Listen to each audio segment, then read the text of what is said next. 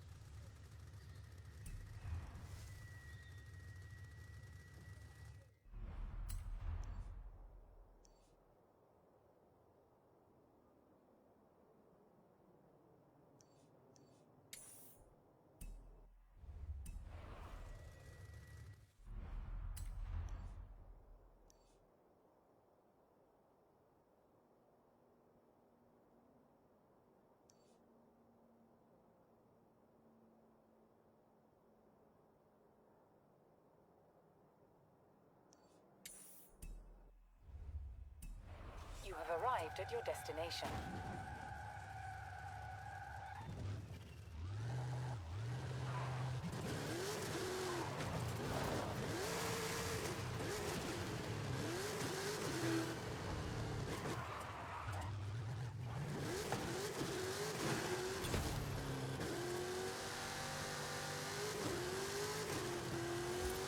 You have arrived.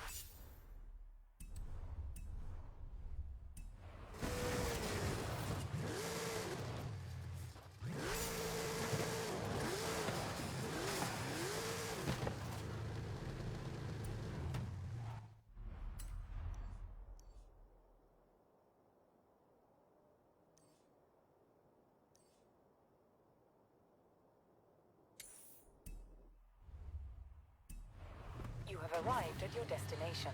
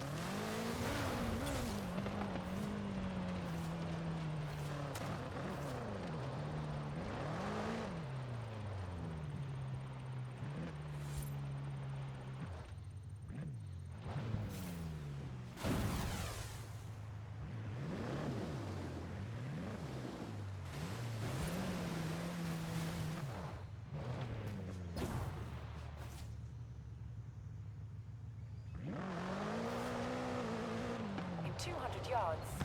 Turn left. Turn around when it is safe to do so.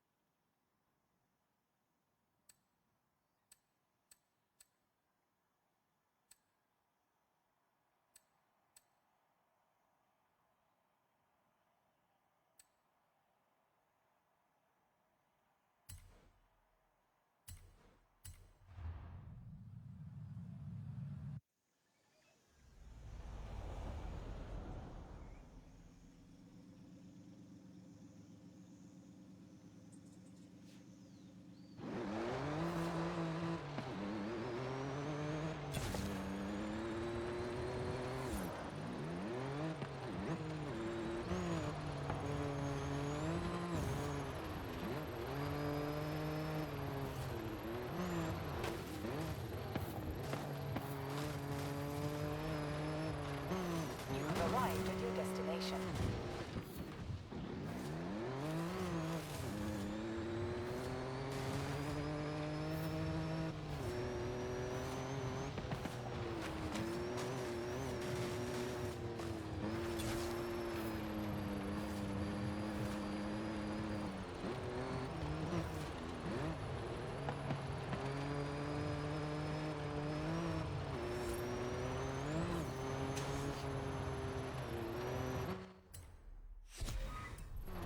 Arrived at your destination.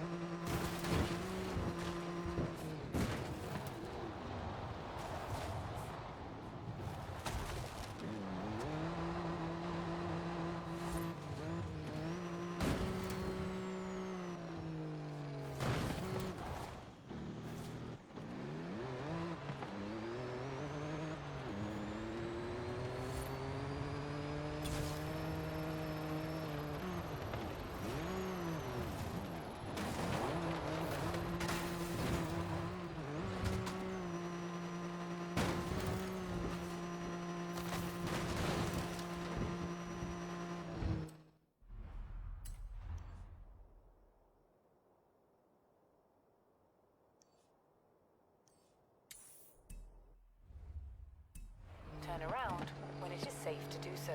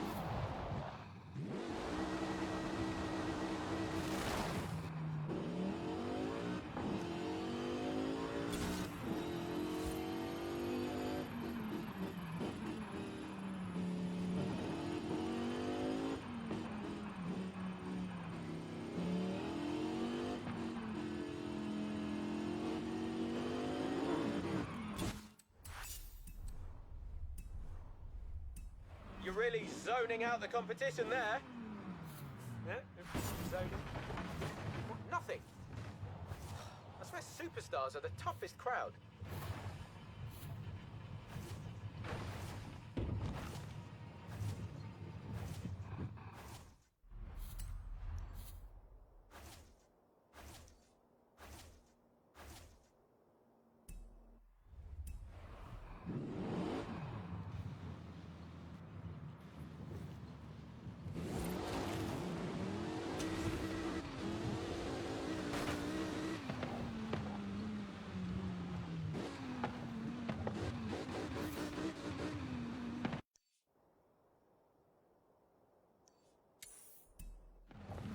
You have arrived at your destination.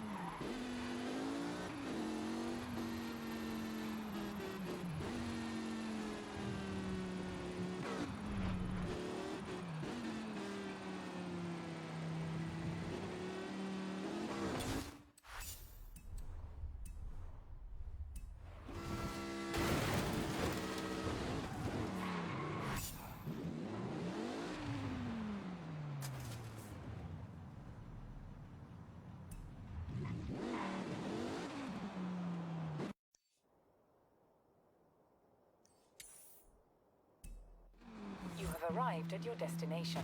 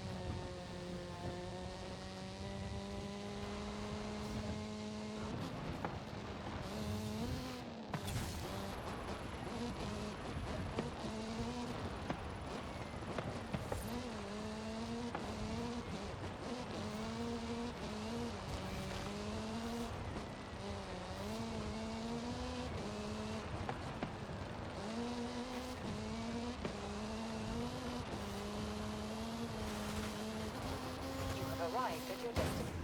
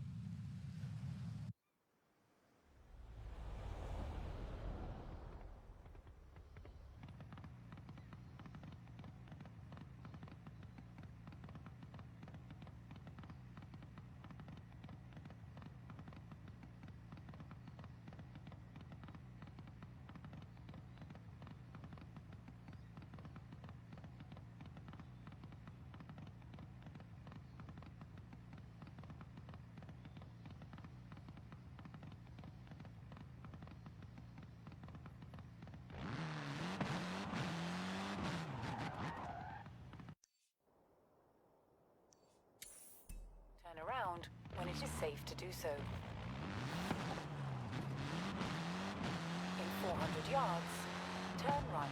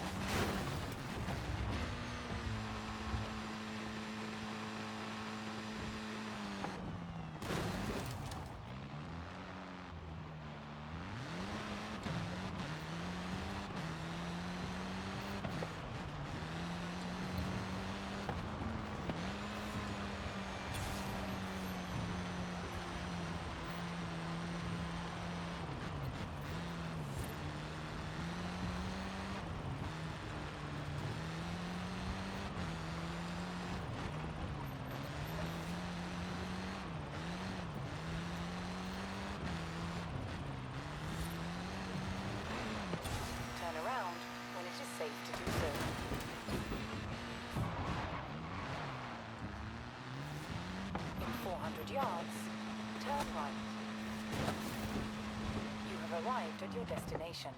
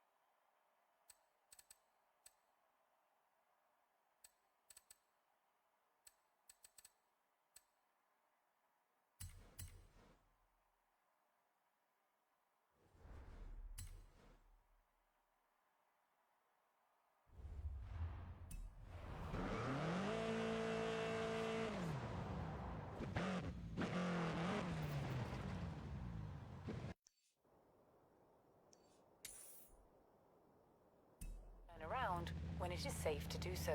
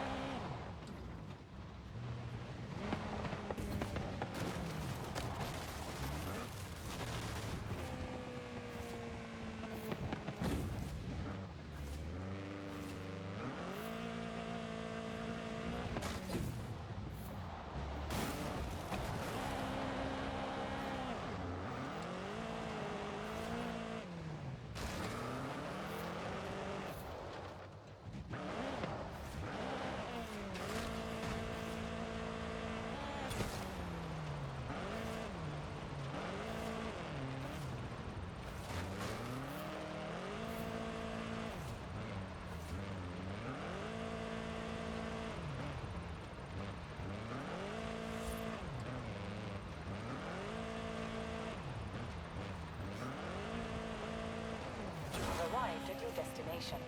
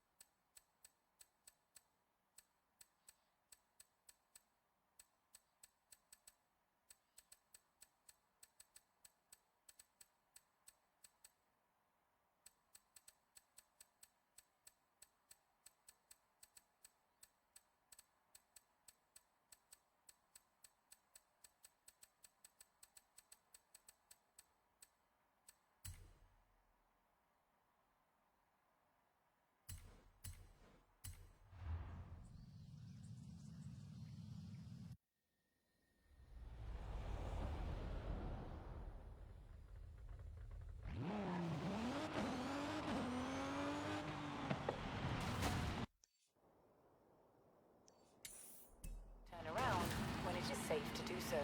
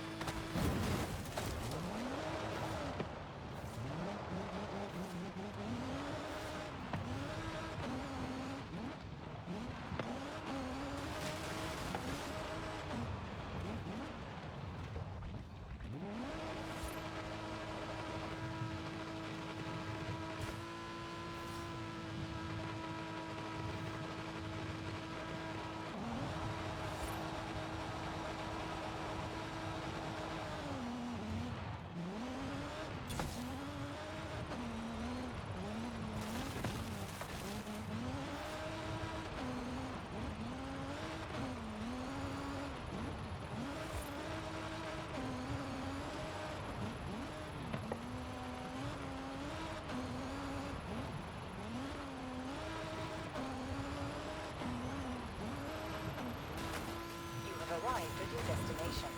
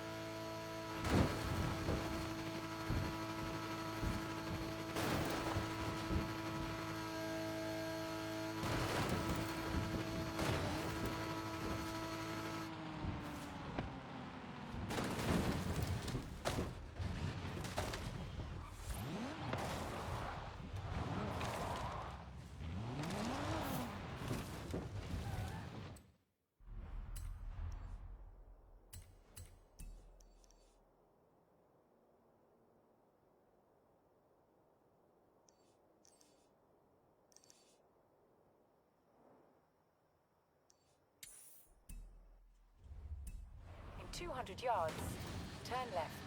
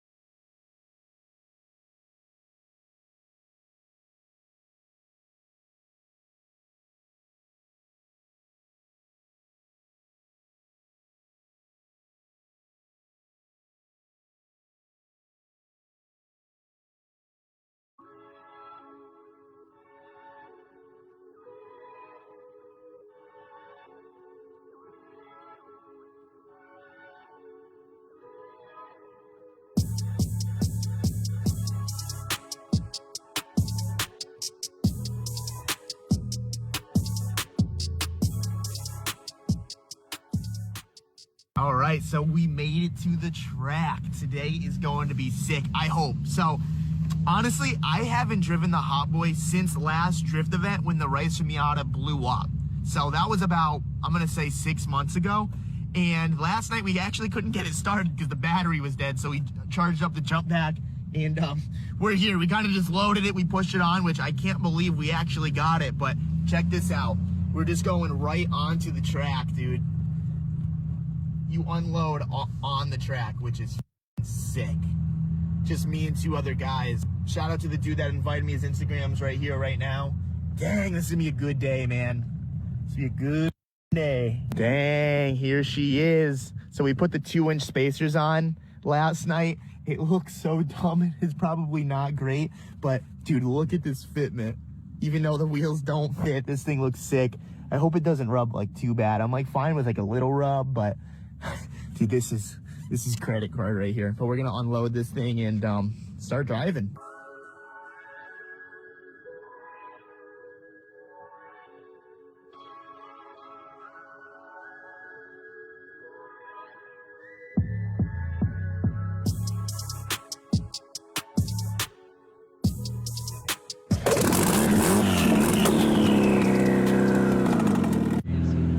Dude, how sick is this? This is so crazy compared to like coming to a Club Loose event, dude. Like, I know, it's so like chill. Being able to just do whatever you want. I know, like, it is have cool. The whole track, it's fucking sick. We're definitely gonna be doing this more often for sure. Oh yeah, the track is so sick to not do. I know. This. Like, I'm bummed we don't have a passenger seat though. That sucks. You're sad. I'm mad. I know, but I mean, we would have put a seat in it, but there's no passenger seat belt right now because we took it for the Racer. We kept taking parts off the Hot Boy because we were trying to get the Racer together, and then the Racer had a bad clutch. Regardless, we're here with this. Hopefully it doesn't break. But we got the bumper on and everything. I'm gonna set up the camera and we're gonna be good to go. Hell yeah. All right, boys, well, here goes nothing.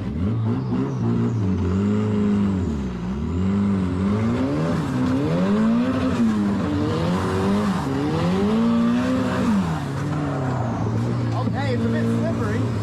See the e-brake work. Nope.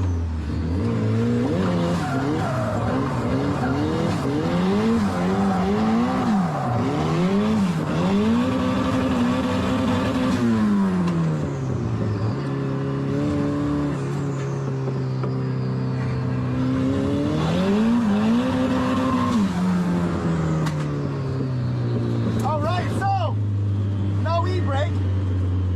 You're gonna have to bear with me. I haven't drifted in like 6 months. I'm gonna try third. Second seems too short.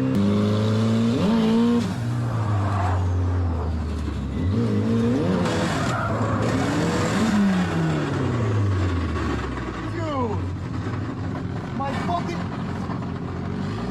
tranny just blew up. God, the trans just blew up. Are you fucking kidding me? My transmission just fucking blew up. You've got to be kidding me. Dude. That is so unfortunate. We just drove 3 hours and he got half of a lap. My fucking transmission just blew up. Are you fucking serious? You can't make this shit up, man. What the fuck? What the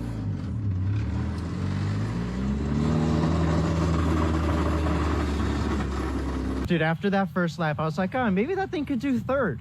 Well, that's what I was saying. I said in the car, I was like, oh, I can't really link it because it runs out of gear, so I'm going to try third this time. Clutch kicked in third, pop the transmission. Dude, what is your fucking luck? It's almost kind of funny. It sucks that we just drove 3 hours. Dude. I didn't even get a full lap. These tires are still brand new. Dude, look at how many, like, we were, like, prepared. Yeah, Me and we Matt were at the shop until 12:30 last night, like, preparing everything. It's funny, I even changed the transmission fluid yesterday. Fucking changed it, because I was like, oh, I don't know how old this is, I'll change it. Put the fucking, what do we have, Valvoline oil or something? Yeah, like some, like, decent. good gear oil. Chunk, dude. So, as you guys know, blew the transmission. But like I'm saying here, I'm flying the drone. I'm actually getting some cool shots. Hopefully we can put them to good use. I crashed the drone twice already. Really? Yeah, look, you can see. The propellers are kind of like, fuck that. A little bit. Oh, dang. Dude, she's kind of a trooper though. I hit that fence twice because I'm trying to get some like good B-roll around this. Oh, B-roll, you heard that? I'm just gonna blow some donuts. I don't know. Transmission's fucked. And it's not like we put Hot And Wheels in the fucking div. you can get it into second, so just keep it in second. You know, I'm just gonna make sure with Chris that it's all right before I start blowing donuts real quick. Yeah, and you know? leak transmission fluid. No, it's not leaking. I just checked. If it was leaking, I wouldn't do it. But it's not like a rod's gonna come out of a transmission. Yeah. All right, let's go get permission. We're We good. have the go ahead. All right, we're gonna fly up the drone. Matt's somewhere in bumfuck nowhere. Matt's up there. Dude, he's definitely crying right now. Yeah. No, For dude, sure. he literally right when we were right up there, he was like, "It's cold." Dude, I'm like pissed. We're like super like ready. Yeah. Fucking busted ass to get out here today, and fuck me. Dude, that's me. All I have to say though is that track is fucking so sick. Dude, it's sick, right? It's fast. Like it's way faster than it seems. Like that was my first time on track, and like that was What do you think, dude? that was awesome. We'll back up a little bit. Yeah. See where people get the figure eights going right here. Yeah, I'm just gonna fucking layer in second. Don't mind my thumb ring. Courtney wants me to wear it. Oh please. Maybe I might be liking it. Please. I'm a thumb ring kind of guy. Thumb Yeah, ring that's bird. what he is. Don't let him fool you guys. No, for real though. She's like, Chris, wear it. You know what she told me last night? She's like, Chris, you gotta wear this. It's gonna bring you good luck. Fuck the good luck with the transmission blew up. Yeah, I know. I don't know, man. All right, so let's So like, just so you know, like this ring right here is right there. yeah, thanks. I just want you to know where you're I think going. it's good right there. Fuck it. We're just gonna put this down and All right. pull a couple donuts. Get her going. I don't even know if the thing's gonna move. Hopefully. Well, I mean, you got it to move, right? Just start it and I'm just gonna start it driving. you want me to want to get pushed back a little so you can just start it in second? Wait, no, tell it to cancel. What the fuck's it doing? It's coming home. Hit cancel. It's canceling. What the fuck? What the fuck's its issue? You got to go down. It just went really high. Keeping it with you. Yeah, I'm gonna steer the drone while I'm steering the car. I mean, you want me to just hold it? No, you gotta focus on GoPro. I'll focus on this. All right. I'll get the sick GoPro shot. Are you? Why would it do that? No, probably the winds, and it's at 38%. All right.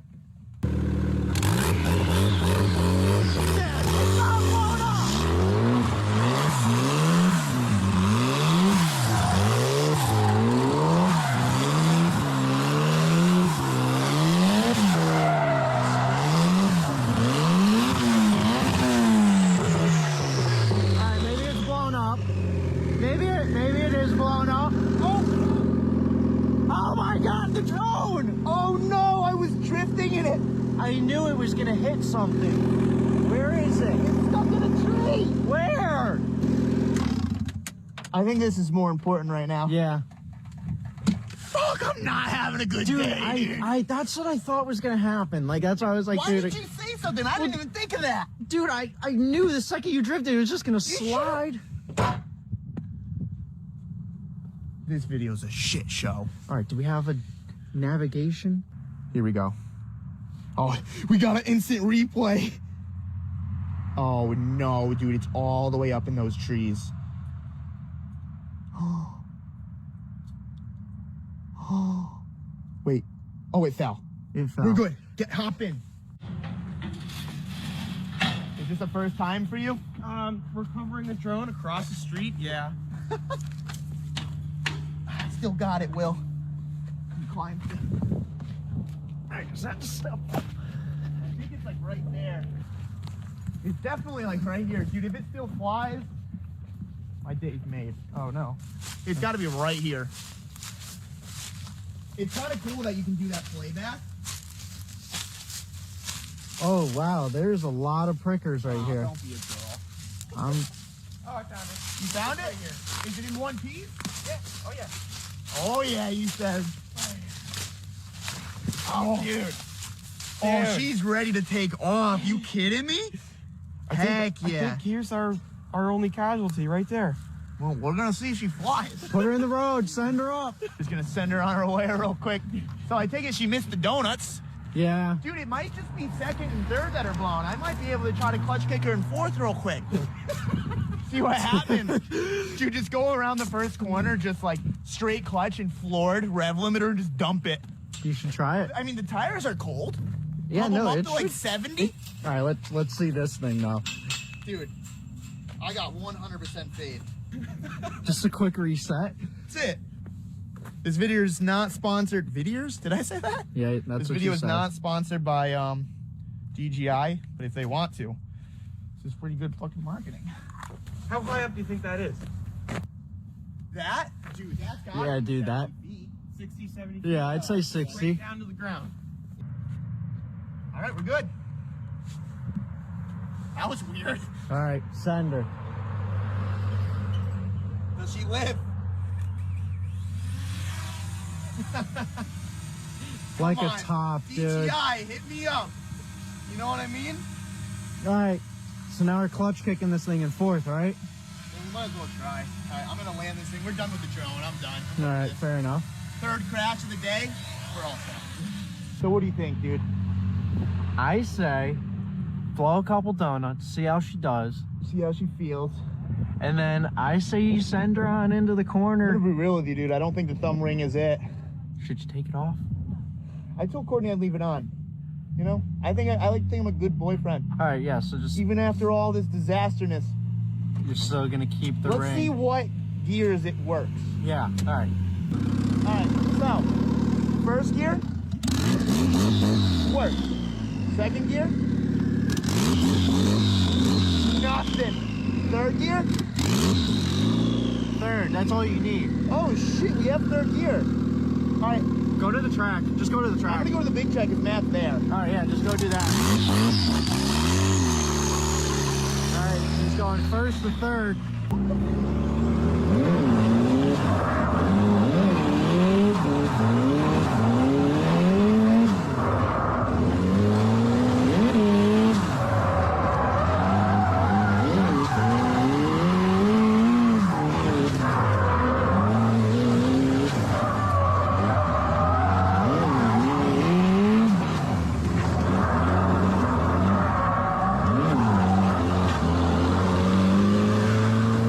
Wow! It kind of fucking worked! Holy fuck! I can hear the transmission's fucked though. I hope Matt was filming. Dude, I'm like looking at Matt, he's like going like this. He's not holding a camera. That's alright. You hear it though? Yeah, what is that? That's the transmission. Oh, okay. I'm gonna try, dude, Matt's not even filming. He's going like this. Look. I'm like, film, dude. He's just like, Oh, man. what the fuck? All right, I'm gonna try again.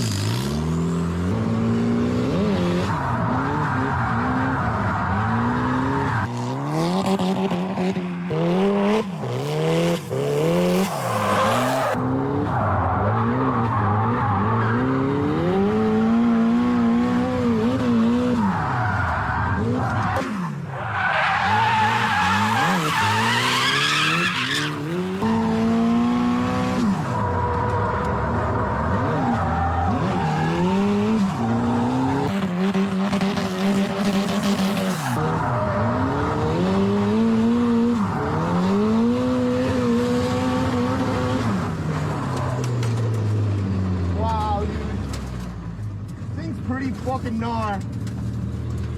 Oh, we need a cool down lap. My God. You fucking hear that, dude? Dude, this thing rips. How is it fucking going? This thing rips hard. It's just crunching in there. Just send her. Just keep going. Fuck it.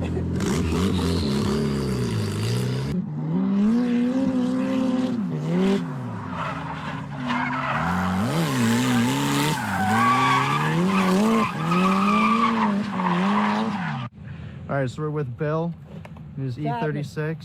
How we doing? He rips this shit, so we're about to go for a lap on the big course.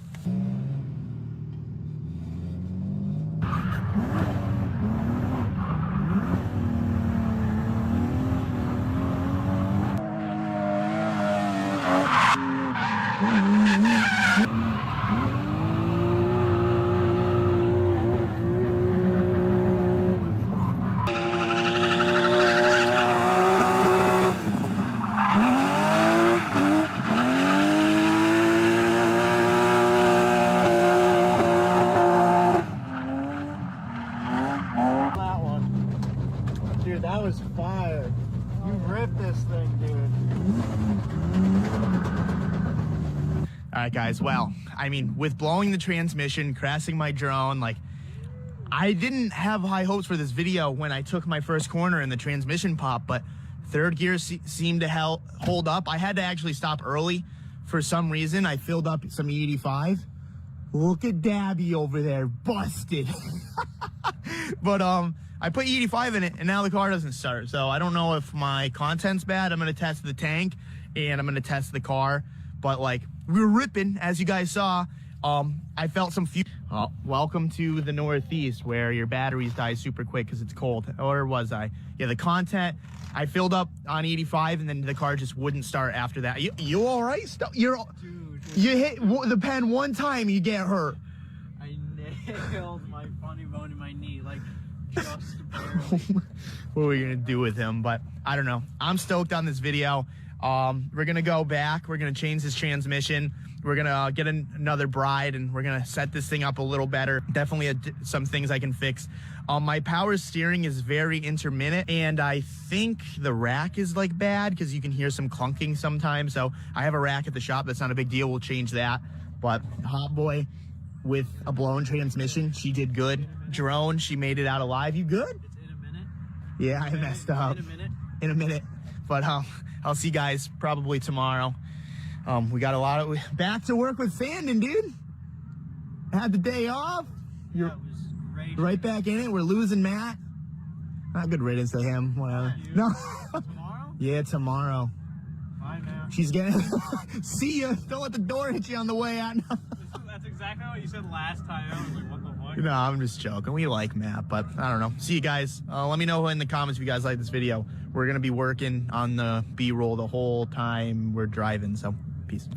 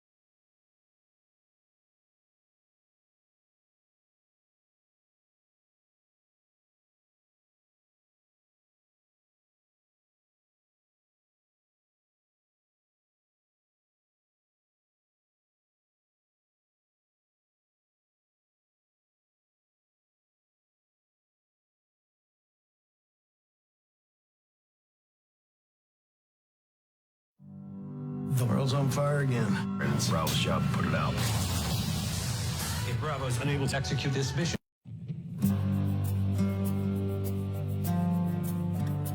Hey you, and welcome. My name is Mike, and in this old video, we are going to the state of Georgia, to the city of Atlanta, to look at one of those, you know, those love triangle thingies, or was it?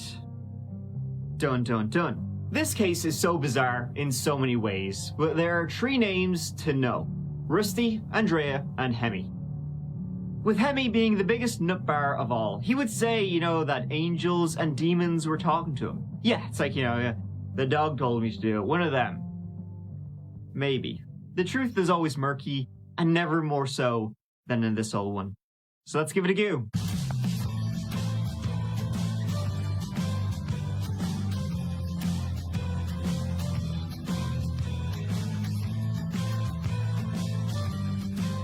Dunwoody, that's where we are today, a prestigious suburb of Atlanta north of the city proper. It's leafy, it's clean cut, and people living there can afford to. Big bucks for the buckos. That's where the Snydermans lived. The hardworking parents and their 2 young children lived in a quiet cul-de-sac, secluded, and that's the way they liked it. The parents being Russell, who went by Rusty, and Andrea Snyderman. Both Rusty and Andrea had attended the University of Indiana before moving to Atlanta and starting their little old family, which would go on to include children, Sophia and Ian. Andrea, starting in 2010, she worked full-time at GE Energy as a quality systems manager, while Rusty was an entrepreneur, setting up his own business called Star Voicemail. That's exactly what it sounds like, by the way. It was like, sort of like Cameo, but you would get celebrities to record voicemails for you. But they also had like a computer program so that they could get a celebrity to say whatever they wanted. Gimmicky app shit, it's that. The Snydermans were well liked in the area. They were especially, well respected in their own Jewish community. They took part in charities. They helped out. They were a kind sort. They were good souls. Yeah, but then came the morning of November 18th, 2010. It started out, as they always do, as any other weekday. Everyone was up and at 'em. Andrea drove their 5-year-old Sophia to kindergarten, dropping her off on her way to work. Rusty took 3-year-old Ian to preschool, Dunwoody Prep, a very prestigious preschool. The first step to Harvard. Wow, wee. Well, although Rusty himself, he actually had an MBA from Harvard. Expectations. So mother, daughter, father, son, they went their separate ways. That very morning, Rusty, he drove his son to the preschool. It was located on the corner of like a village mall. Drove into the car park, parked up, walked his son into the preschool, said his goodbyes, and then walked out. And as he was walking back through the car park towards his car, someone came up and shot him 4 times.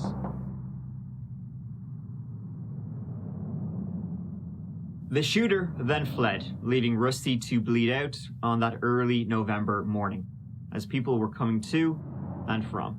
A couple ran up to Rusty as he lay on the ground, called 911, and they tried to help. A pediatric doctor arrived from his office just around the corner and started CPR. It didn't look good though for Rusty. He had lost a lot of blood. The emergency services arrived within minutes, but by the time he arrived at Atlanta Medical Center, there was nothing they could do. He had lost too much blood. Their efforts to save his life were in vain.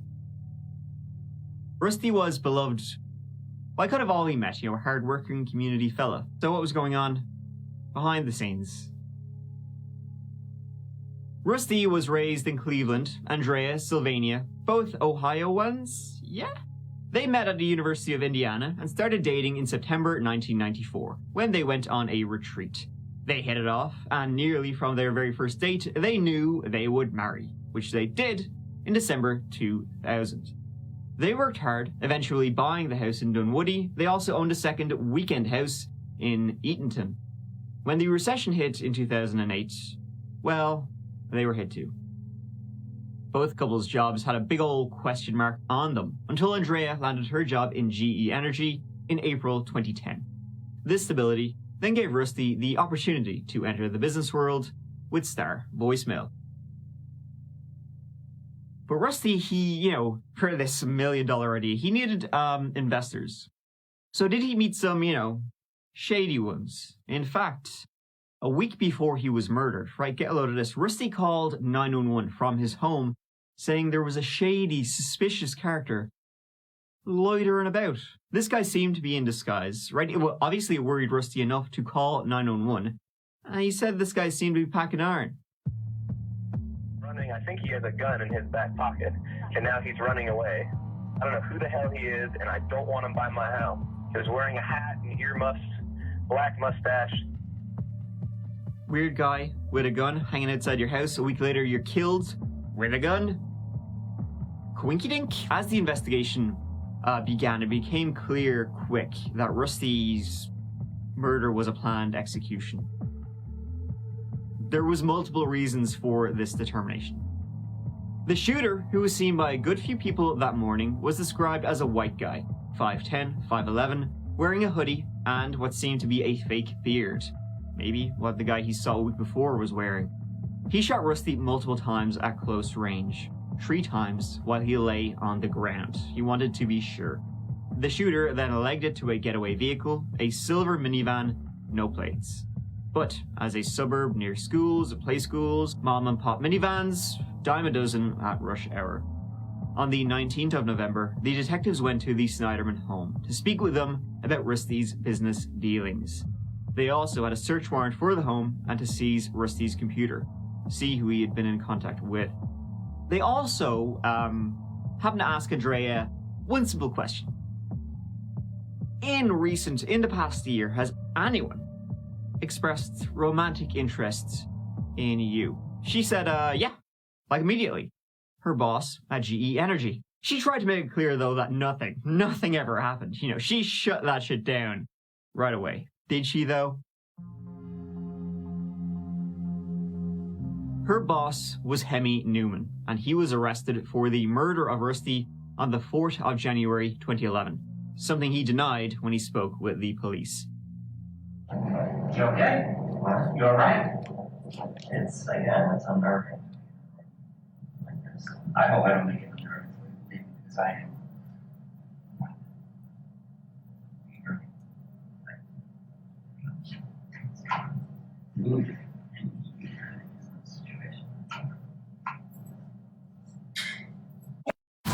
We're gonna go down there and look around for clues. You wanna come? Do I want to break into a dead guy's apartment and go through all his shit? Sounds like an afternoon. I'm going to talk to you about the day of the shooting, but as everybody else, I'm going to read you your rights on it. Your Miranda rights.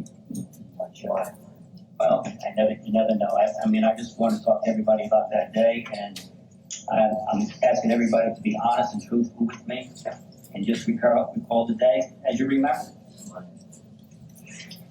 You'll have to worry. I don't think so. I'm not worried. You're fine. Listen, you're helping us. You got the information. You're going with it. I mean, for a guy that says, "What do I know?" You're giving me a lot. He's up to 5 pages already. Asking about the car and asking questions about Rusty and Andrew. I'm trying to get into their lives. I can't get into them without I have to find out about them. The only way I'm going to find out about them is if I join them.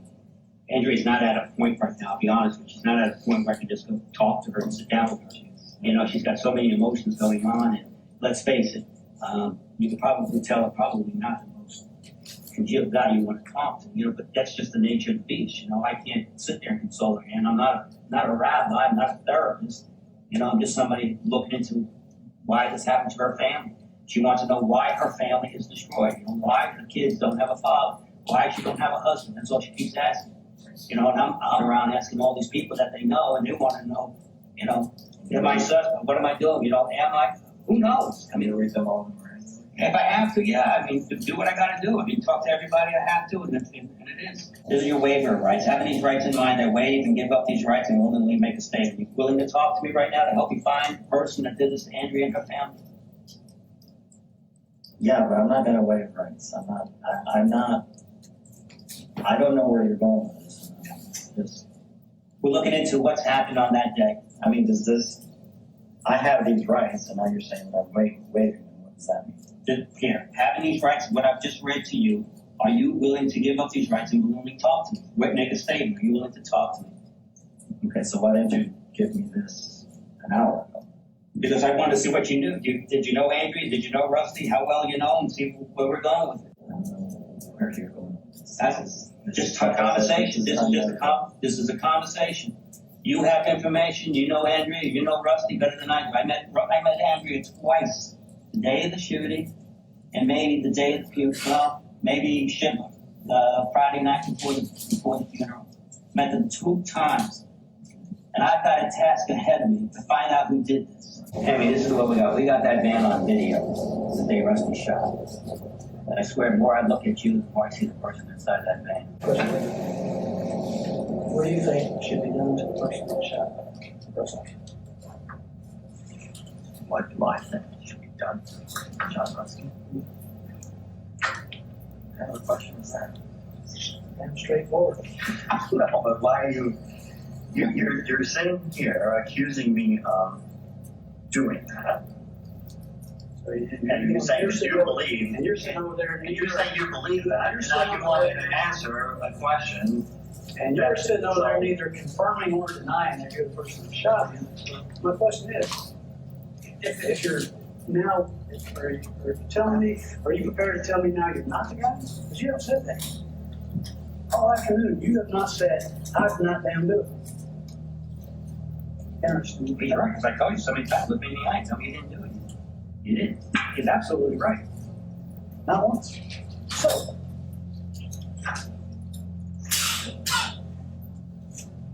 Look, you guys are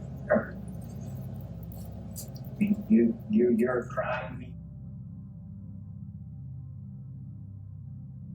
The getaway car that morning, a silver Kia Sedona, was linked to him. It was a rental, something he rented the day before the murder and returned the day of. Inside, police found synthetic hair, probably from the fake beard.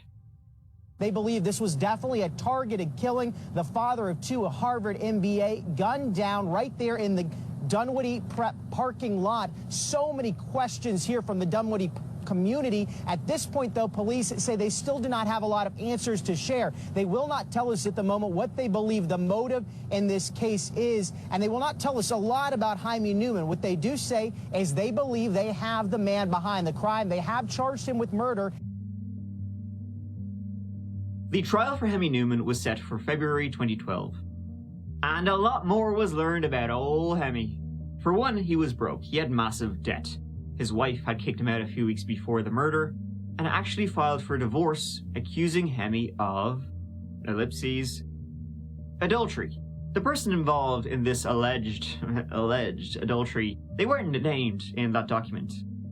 Doesn't take a genius to figure out who she was talking about, though. And so the trial began. First, Jaime pled not guilty, and then he pled guilty by reason of insanity.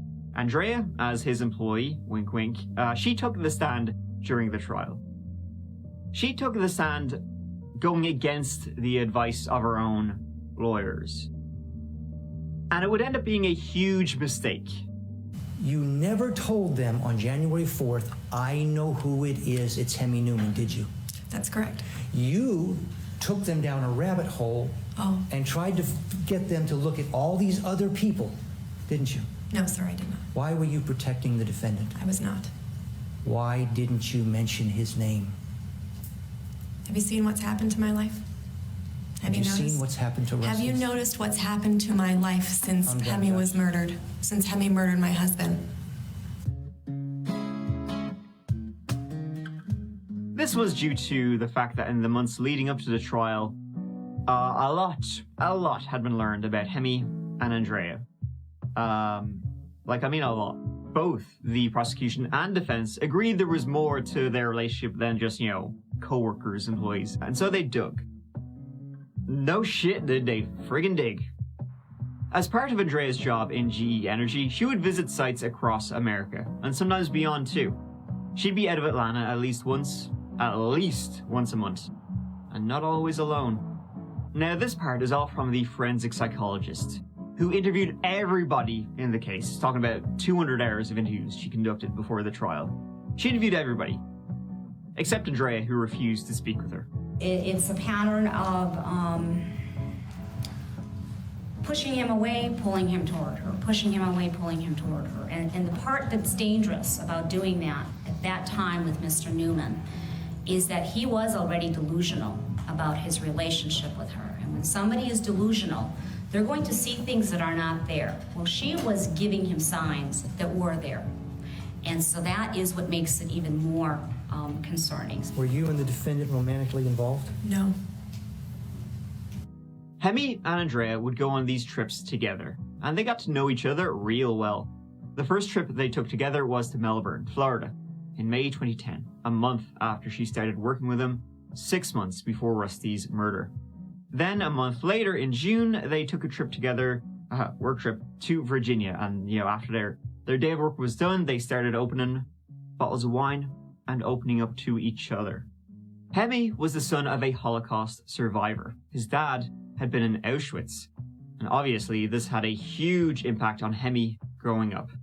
Hemi was sent by his father to a boarding school in Israel at a young age, so he had some abandonment issues, something that would stick with him for his life. The relationship was not good at all, and Hemi would suffer abuse. The world's on fire again. Bravo shop, put it out. You can handle it. These were all things that Hemi entrusted to Andrea, and she comforted him. And they would drink, and they would dance, and they would so on.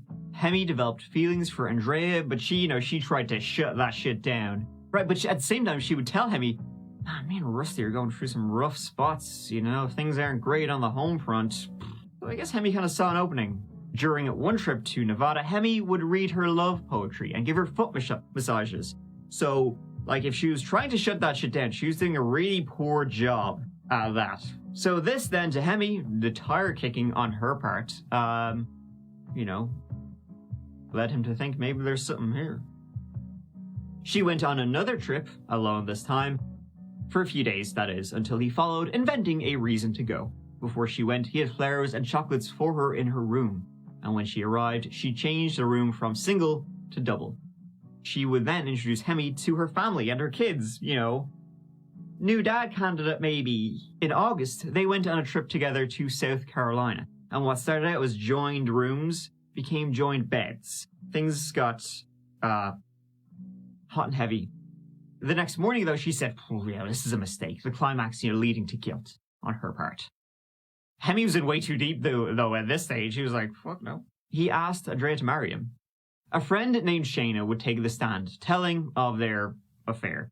At some point in time after the murder, did you have an opportunity to discuss with Andrea whether she was having the affair before the murder? Did you have that discussion again after the murder? Yes. Okay. Did Andrea admit or deny an affair with her boss at that time after the murder? Denied it. Based on all the time you've known Andrea, based on your observations of her, her mannerisms, when she told you no, did you believe her? No, but my heart really wanted to. She spoke of a work trip she was on to Glasgow. They say England in the video. They went to Scotland. It's just... Anyway, Hemi and Andrea were there, and dancing, maybe more than dancing. This is a gentleman who has bothered you with, I love you, Yep. and marry me. Yep. And it's a fantastic idea to go with him to a dance club in England. If that's how you're reading the email, I suppose that's... Then tell me how to read it. I just know English. Back in the Snyderman's abode, things weren't good. Rusty and Andrea fighting. Rusty, maybe he resented Andrea because she was now the breadwinner. Arguments over the kids. She would tell this to Hemi. In October, they went on another trip. And at one point they were in a bar. A bartender would take the stand during the trial, said she saw Hemi and Andrea dancing, kissing, saying they looked like a couple. They were groping each other, I know, because I kind of turned away. Now let me say, you said each other. Was each party doing the groping? That's what you're describing? Yes. Okay, please. He had his hands on her rear end, and she was hugging him, and they looked like a couple. I mean, groping, like touching each other. Go ahead. Okay. At any time did you see the parties kiss? Yes, I did. In this case, when you're talking about alleged affairs and someone else's husband being murdered, I think people tend to think they saw a lot of things.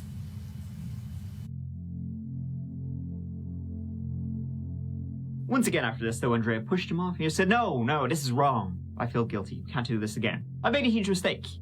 Again and again and again and again. Here's the crux, though, of all of this. Was this the trigger for Hemi? Was Hemi manipulated into killing Rusty? Hemi spent a lot of time with psychologists in the run-up to the trial, and he was diagnosed with bipolar 1 disorder. It ran in the family.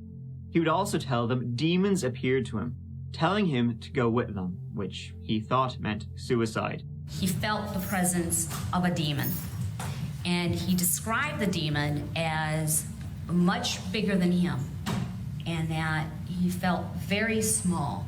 This demon visited him from time to time and had a voice similar to Barry White. He was also visited by an angel from time to time with a similar voice to Olivia Newton-John. The angel told him that Rusty and Andrea's kids were actually his and Andrea's kids, and that they were in danger, that Rusty hurt them. His belief was that he was having more than an affair with Andrea Snyderman. He believed that he was the father of her children and that his children were in danger. That's where this rescue delusion comes in. And that he was going to protect them by killing Mr. Snyderman, and that he would then afterwards be with what he calls his family. My evaluation indicates that, in fact, he's had untreated bipolar disorder since he was a teenager. So then Hemi made a plan to kill Rusty. On Halloween, he bought a handgun and started out on a path that would lead to Rusty's death. He was outside Rusty's home the week before when Rusty called the police. Essentially, though, as Rusty was with his son, he let him be. And I had a meeting with Hemi that day. And I told Hemi exactly what happened on the side of my house. And he looked at, I told the person that worked for me, I told Hemi, I told like 6 other people also what happened on the side of my house, because it was bizarre and scary. And he stared at me and looked at me, and it was him the whole time. Did you know that then? No. How could I know that? He was sitting there like an absolute normal individual. He came to work. He was at work. For all I know, he was at work that entire time. I don't care. We don't work in the same building. I don't know where he was at that time. Okay. Rusty didn't recognize him. Well, how would Rusty recognize him? He was wearing a disguise. He described him as a Mexican worker. The defense said he planned it all himself, because if Andrea knew she wouldn't want to be with him. Rusty had to go, so Hemi could be with what he thought was his family. But they also, the defense that is, said that Andrea knew about his mental instability and took advantage of it. She went with him on travels, spent a lot of time. She would have to know. Prior to November 18, 2010, did the defendant ever tell you that he was having hallucinations? No. Did he ever appear to you that he was having hallucinations? No, he appeared extremely normal individual. There, the manipulation defense came in. He was already delusional about his relationship with her. And when somebody is delusional, they're going to see things that are not there. Well, she was giving him signs that were there.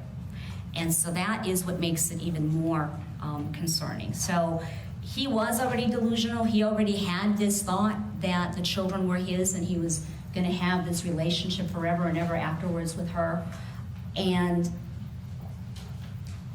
it's not all in his head, because she was, in fact, having sex with him. Now, Andrea denied all of pretty much what I just said. When the defendant told you that, did it bother you that he had feelings for you? Did it bother me? Did it bother you? Yes. Did you express that to the defendant? Yes. Okay.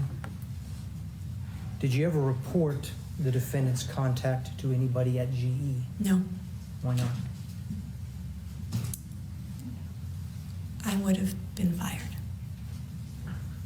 I'm sorry, I didn't hear your response. I would have been fired. She said she shut Hemi down from coast to coast. The furthest their, non-work relationship got was one time they held hands. And she said that after they just, simple holding hands, she felt incredibly guilty that was a betrayal enough of Rusty. Never went any further than that. Hemi Newman says, "This is the last one for me. I know it won't help, but please never forget how much I love you." And how did you respond? I know, but so do other people. I betrayed them all. I'm not sure how to deal with that for now, but my burden, not yours. What happened in Greenville, man?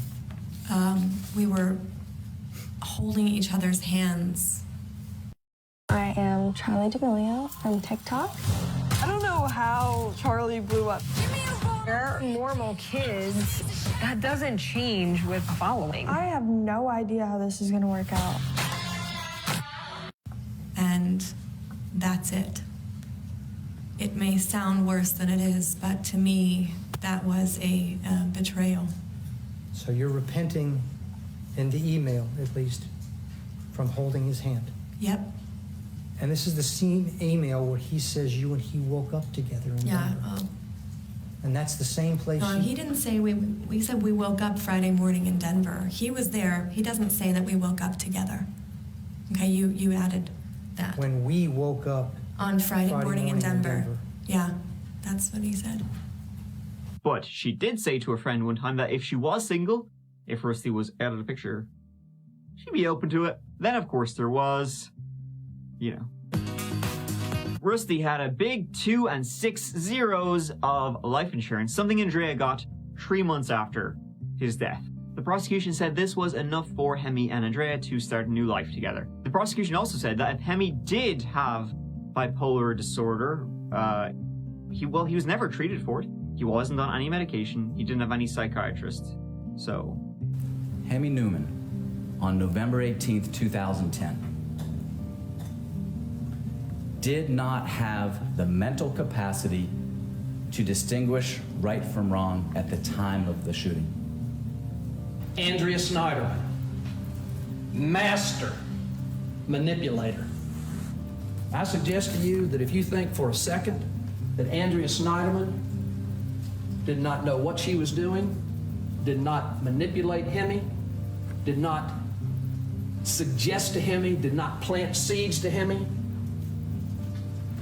then I don't think you're taking a reasonable look at the case. Well, she's lying because she knows that she put this in motion and manipulated Hemi to do this, and she knows that if Hemi's questioned, it's going to lead back to her. Duh. Hemi Newman killed Rusty Snyderman because he wanted his wife, because he wanted his money, because he wanted his life. Period. That is not mental illness. So if he knew he was legally wrong, or if he knew he was morally wrong, he knew he was wrong. And that makes him guilty, that makes him guilty, that makes him guilty all day, every day, because he is sane and he knew the difference between right and wrong. And they have the temerity, the unmitigated gall to call him a good man. Good men don't sleep with other men's wives. Good men don't sit at their table when they know they're having an affair with the man's wife. Good men don't do what he did. Good men do not do this. In the end, the jury found him guilty of the murder of Rusty, but that he was mentally ill. He was sentenced to life in prison without the possibility of parole. Andrea was also in the shit. Remember when I said, she shouldn't have taken the witness stand? Well, she really shouldn't have taken the witness stand. She got 16 charges laid against her, multiple false statement charges and perjury charges, but most importantly, murder. That she was involved in her husband's death. That either she plotted with Hemi to kill Rusty or that she manipulated Hemi into killing Rusty. Her friend Shayna said during Hemi's trial that Andrea called her the morning of Rusty's death, telling her that he had been shot and that she was on her way to hospital. She immediately at the same time was screaming to me that Rusty had been shot and she didn't know if he was dead or alive and she was on the way to the hospital. However, she said on the stand, she didn't know what happened to Rusty until she arrived at the hospital. I didn't know what happened to Rusty until I got to the emergency room. Okay. No one told me what happened to Rusty. So how would she know he had been shot? And why deny knowing it? She also deleted call and text logs between her and Hemi on the day of the murder. Now, the prosecution would later drop the murder charges. Quite simply, there just wasn't enough there to charge her with it, and they were afraid if they tried to charge her with it and she got off of it, she would get off of everything. So, whew, for Andrea. But not in the court of public opinion. On the remaining 13 charges, she was found guilty of 9. Your Honor, I'm here to ask for your leniency for the sake of my children, Sophia and Ian. There was no physical romance between Mr. Newman and me. No sex, no kissing, nothing other than putting my head on his shoulder to cry and holding his hand on one occasion to comfort him. I was never leaving my true love, Rusty, and our children. I later took the stand at Mr. Newman's murder trial because I wanted to prove that he was sane. I did not prepare for my testimony. I didn't review any emails, and I ignored all the people who told me not to testify. I was shocked when the prosecution began attacking me. She received 5 years in prison. She was out on parole after 22 months. Rusty's family filed a lawsuit against her for wrongful death. It was settled out of court, so we don't know what the settlement was, but interesting, you might say. In 2015, the Georgia Supreme Court reversed Hemi's convictions. This was due to some confidential documents, mental health ones. They were brought into evidence when they were confidential, they shouldn't have been. In 2016, he went on trial once again. He was found guilty once again, though this time without the mental illness part. Just straight up guilty. He was once again sentenced to life without parole.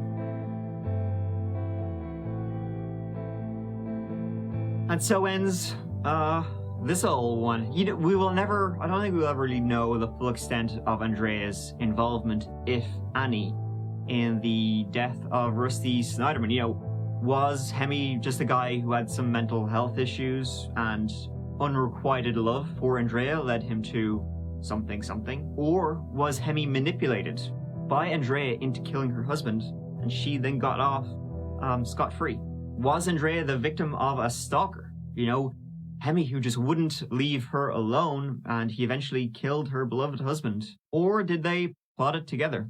Even if she really had nothing to do with the murder of her husband, it is highly likely she did have an affair with Hemi. She did lie to police officers and made false statements. So even if she didn't know it at the time, her behavior, one way or another, did trigger a man to murder Rusty. Rusty, a man who definitely didn't deserve to die. It's a weird triangle. But there you have it. Shanae. Thank you so much for watching. I really appreciate you taking the time to do so and be here with me.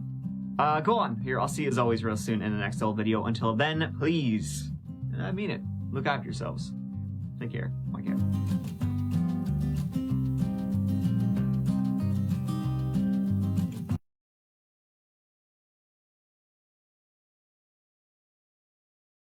I have a challenge for all of you. Go to every computer in your house, your mom's, your dad's, your sister, your brother's computer, and install Honey. Wait, Mom, before you check out, do you have Honey installed? What's Honey? Oh, no. It's a free browser add-on that automatically...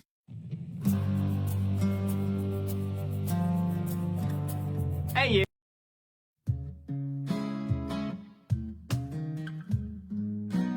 Hey, you, and welcome. My name is Mike. And in this whole video, we're gonna go back, hey. At this stage, it's our local and Amber. He also got a note.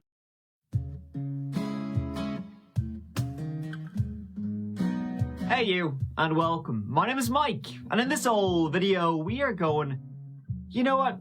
We're going to, I think, what could be our new local, question mark? What's in the water, because we will see it a lot. And that's Southern California, San Diego, and surrounds. You know, it was just Halloween, so it's pretty fitting we're going to be talking about, in this old one, casting spells. Yeah, I know, right? What? It's banana stuff, as per usual, but we will mainly be talking about a search.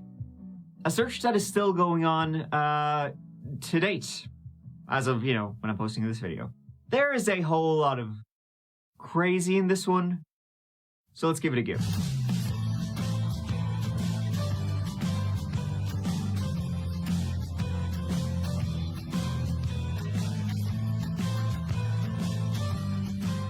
Chula Vista is where we will be spending time in this old video. Chula Vista, beautiful view, if you can get it, of the San Diego Bay.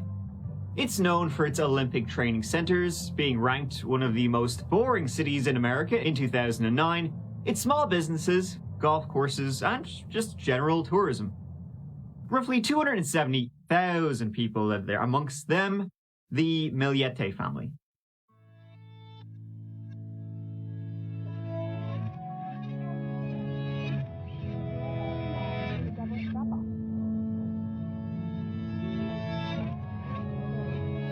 just,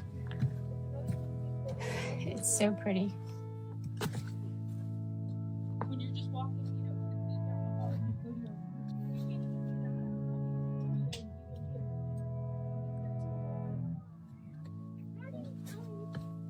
Jeep Adventures. The Miliete family, made up of Larry, Maya, and their 3 children. In early 2021, Maya was 39 years old. Larry, the very same. They married in Honolulu in the year 2000, so fairly well settled by the time our story takes place, having met in high school. May, Maya as she went by, was originally from the Philippines, 5 siblings, and was working at the naval base in San Diego. By all accounts, she was very successful and driven in her career. Larry, an optician in the optometry department at the Naval Medical Training Center. And so Maya and Larry, their 3 children, daughter born in 2010, second daughter a year later, and son in 2016, were all living in the Paseo Los Gatos neighborhood, where they had been living since 2013, northeast Chula Vista. Right by, a lot of countryside. That was actually one of the reasons they picked that very house. Maya, she loved camping, she loved hiking, so it seemed like the perfect spot to get out for the day. So, that's the background. Now we're on to January 7th, 2021. That's when our story kicks off. And it kicked off when Maya's family, her siblings, they're all pretty close. They were texting her to no response. Now, Maya was one of those people. We all have them in our friends. You text them, you won't hear back for like 5 days. How are you getting on? You'll be waiting for an answer. But this was different. No one had heard from Maya since the evening of the 7th of January, which was a Thursday. See, on the following Sunday, the 10th of January, a big party was planned for Maya's daughter. It was to be her 11th birthday, and the entire gang were going to Big Bear Lake, roughly a 3-hour drive north. So they're preparing for that. And it was weird that she wasn't getting back to them.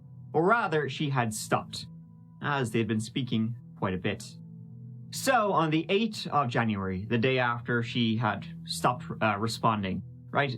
Well, the family couldn't actually get through to either Maya or Larry. So Maya's older brother, he rocked up at the house. Maya's brother met Larry and they started yapping away. And Larry told Maya's brother that the night before, when she had last been heard from, they had gotten into a fight, argy-bargy, and she had stormed up to their bedroom, locked the door, wouldn't come out, wouldn't say anything to either Larry nor the kids. Knocking on the door, no answer. Larry said she was refusing to come out, and that on the 8th, he had gone off to the beach with his son to get out for the day. When he came home, he heard her upstairs, but didn't see her at all. Then, on the 9th, the family came back again. Still no word from Maya.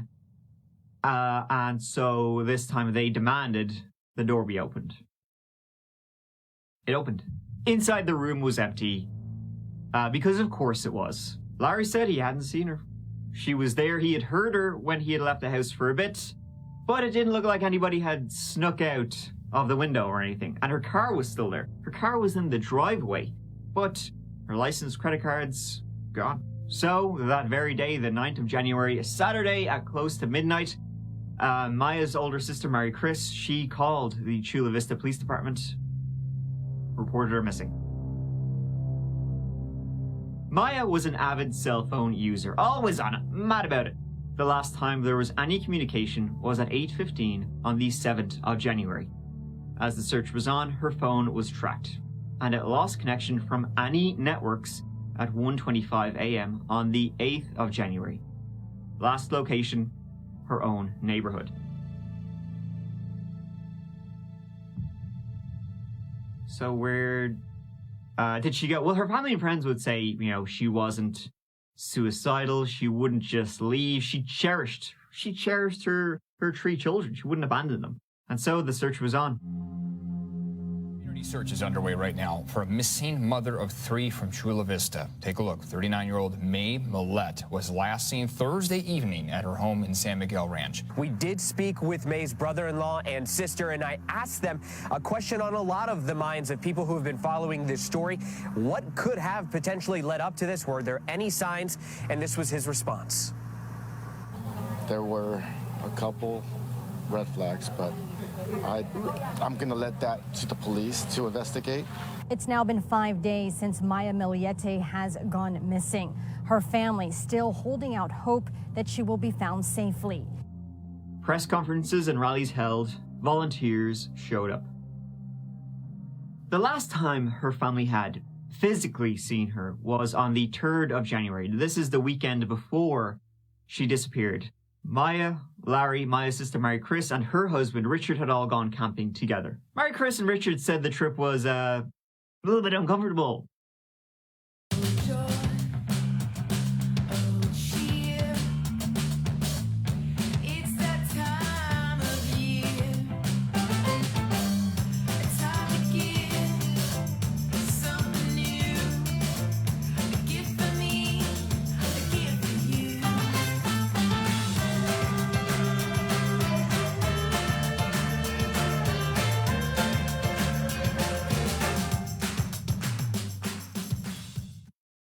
October is the Toyota Tire Savings Event. Get the best deal of the year on a new set of tires to ensure your Toyota is performing its best. Schedule your service today. As the Milietes were fighting. So, awkward. Larry? Yes, ma'am. Okay, are you there? So first, when it's recording, do I have your permission to record this conversation? Yes, ma'am. You guys were married 21 years? Tell us. Well, it'll be 21 years, May 21st of this year. So 20 years, it'll be 21 this year. Wow. What do you love about Maya?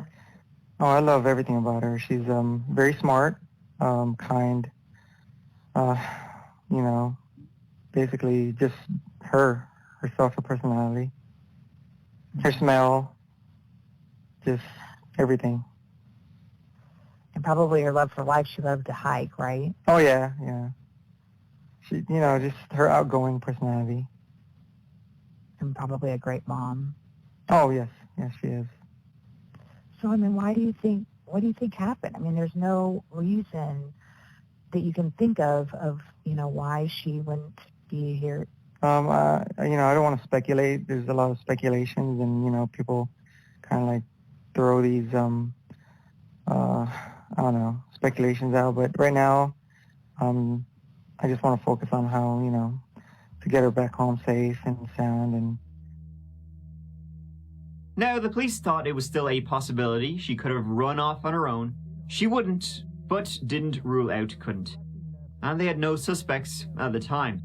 But Larry, he did hire a lawyer and stopped cooperating with investigators. He didn't take part in the searches. Over the following months, he wouldn't let her family see the kids, with Maya's parents eventually filing a petition. See, when Mary Chris contacted the police on the 9th of January, reporting her missing, she said that she was very concerned because Maya and Larry had been fighting like a lot, and the marriage was, it was kaput. Well, first of all, we thank each and every one of you for coming, and in the community, the public, we do thank you from the bottom of our hearts, helping us finding my sister. I'm sorry. The search went on, looking across different counties, parks, forests. They found bones, turned out to be animal bones.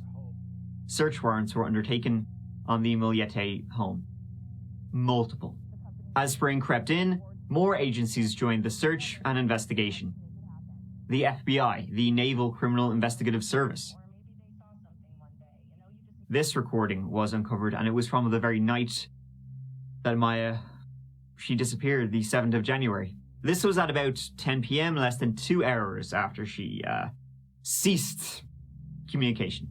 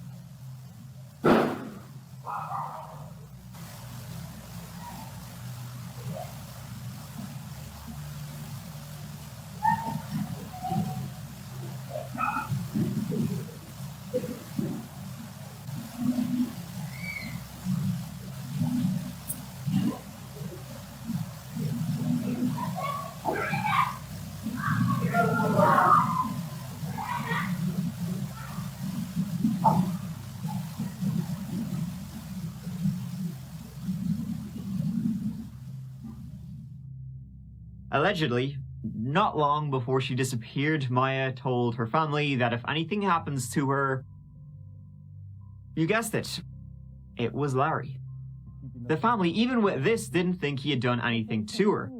But as the months went by, it seemed less like a missing persons case and more like a homicide case, which it would be eventually classed as. On the 22nd of July, over 6 months after Maya disappeared, Larry was named a person of interest.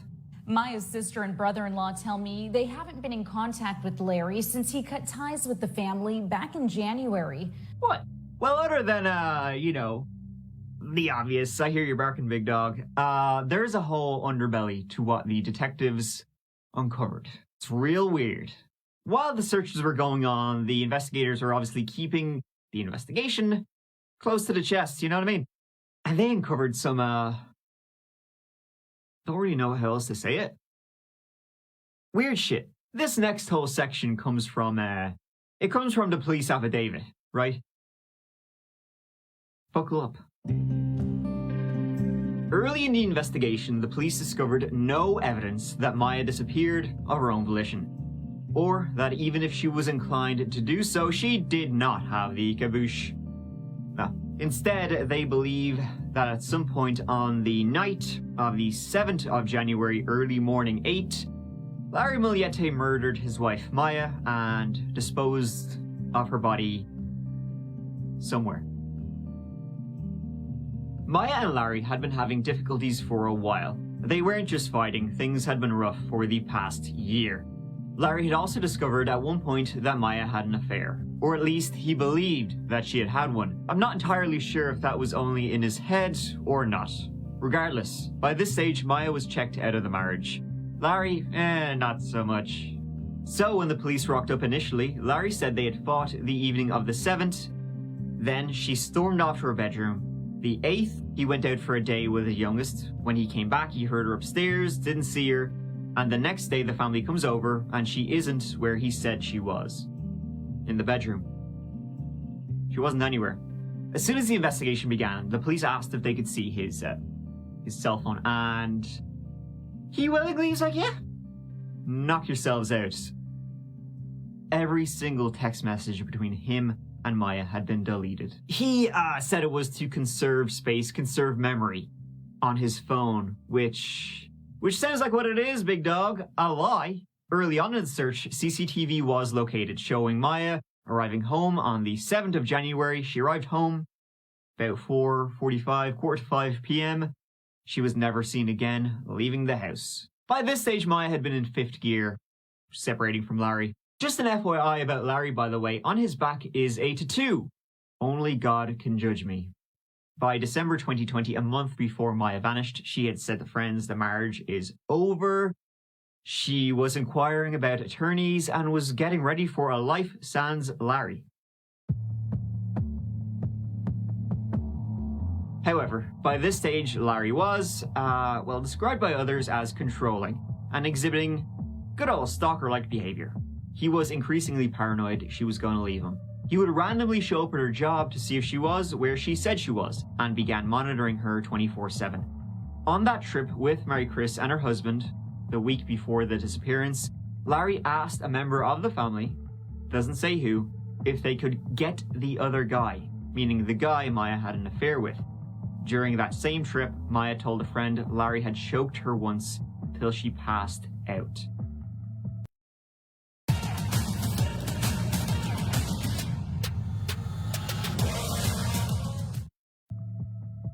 Searches on Larry's computer revealed he was curious about things like plant you take to never wake up, water hemlock, my wife doesn't want me to touch her, flunitrazepam, rohypnol, and diphenhydramine. They are basically all knock you out drugs, though flunitrazepam and rohypnol, same thing. So already not looking too good for Larry. Doesn't improve, let me tell you. Because at this point we learned he was interested in magic, casting spells, all that stuff. Headbanger shit. You can buy spells like make someone fall in love with you, get rid of money problems, all that. And Larry was interested in spells being cast on Maya, spells he would buy online. Between September and January, he would be buying spells daily, sometimes multiple times a day.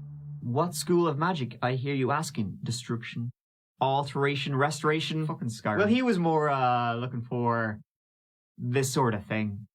Please punish May and incapacitate her enough so she can't leave the house. It's time to take the gloves off. Can you hex to have her hurt enough that she will have to depend on me and need my help? She's only nice to me when she needs me or sick. Thanks again. Maybe an accident or a broken bone. Make her realize that we are meant to be with each other. Make her miserable without me.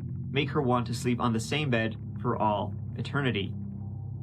He also had a shrine to her. That's his blood in it.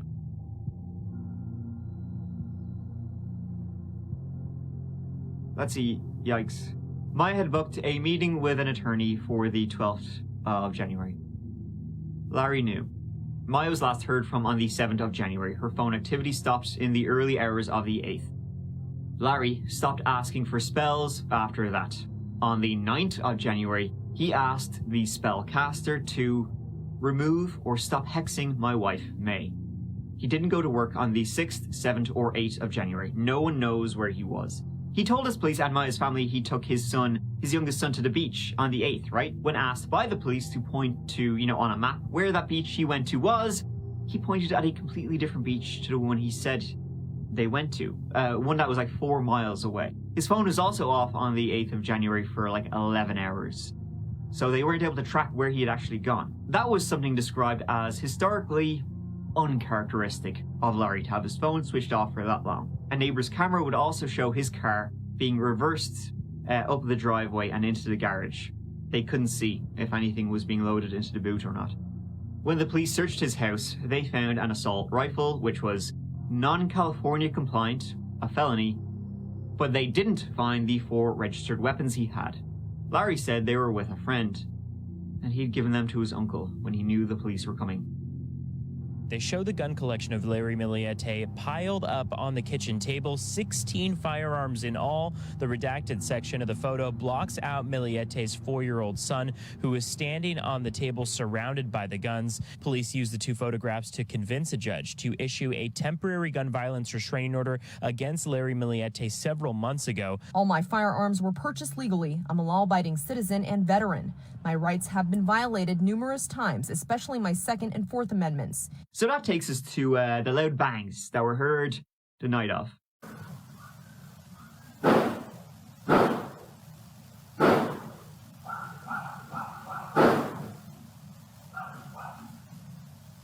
Now, a neighbor would say he had seen the Miliete kids outside that night. And this is about, 10:30 p.m. The neighbor thought it was odd, as it was, that late, and it was quite cold. The FBI looked at the recording. They couldn't definitively say it was gunshots. Husband Larry Miliete claims for the first time his wife left the family of her own accord. Quote, I considered her still alive because she had voluntarily left our house at least twice in 2020 without saying goodbye to me or our 3 children, the husband wrote. The new declaration comes in a family court case where Maya's parents are seeking visitation with their 3 grandchildren. Maya has been acting erratically and locking herself in the bedroom and would not allow our children to see her at times. Their family continued to accuse me, implying that I killed my wife Maya. They want to destroy me and they slander and defame me, the husband. So with that, on the 19th of October 2021, Larry was arrested for the murder of Maya Miliete. SWAT kicked down his door and cuffed him.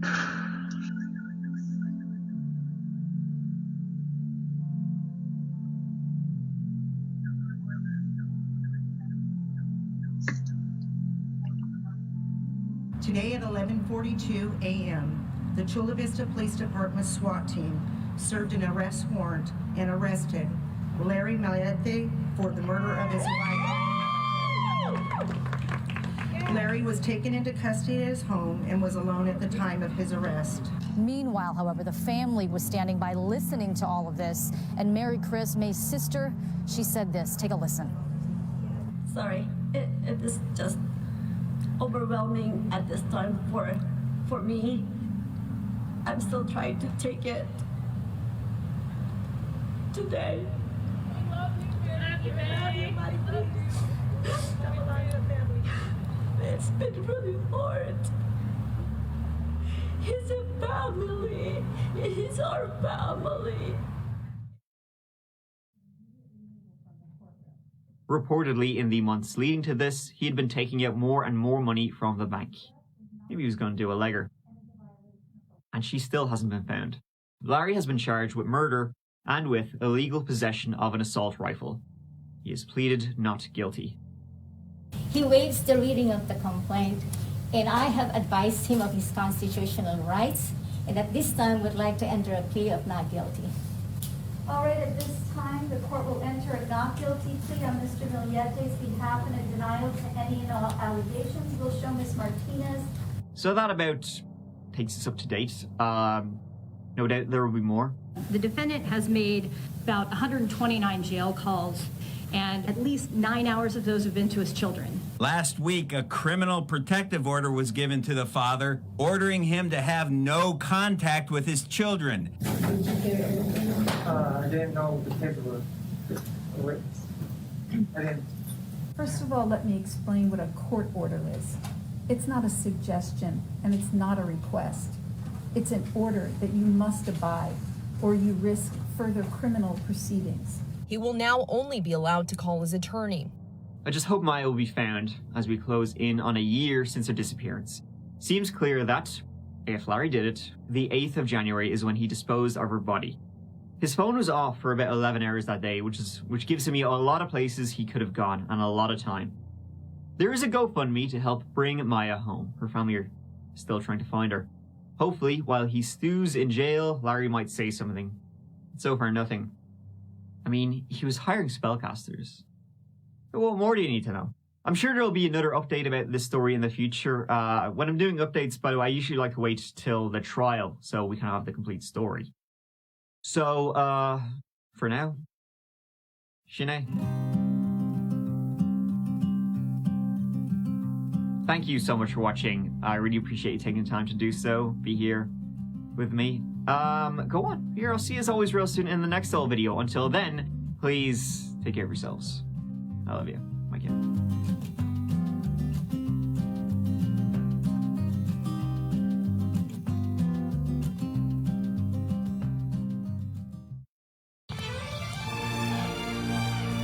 This is silky.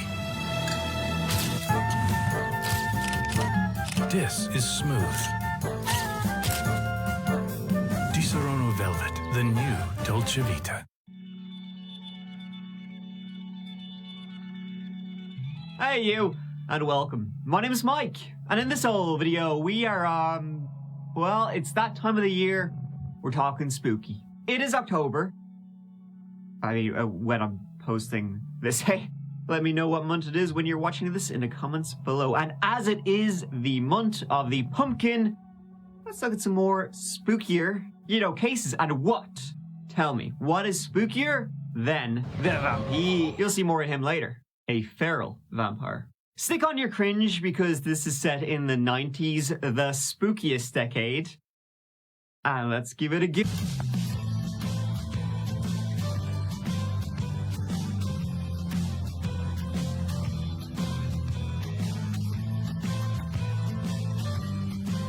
To Florida we go to in this one.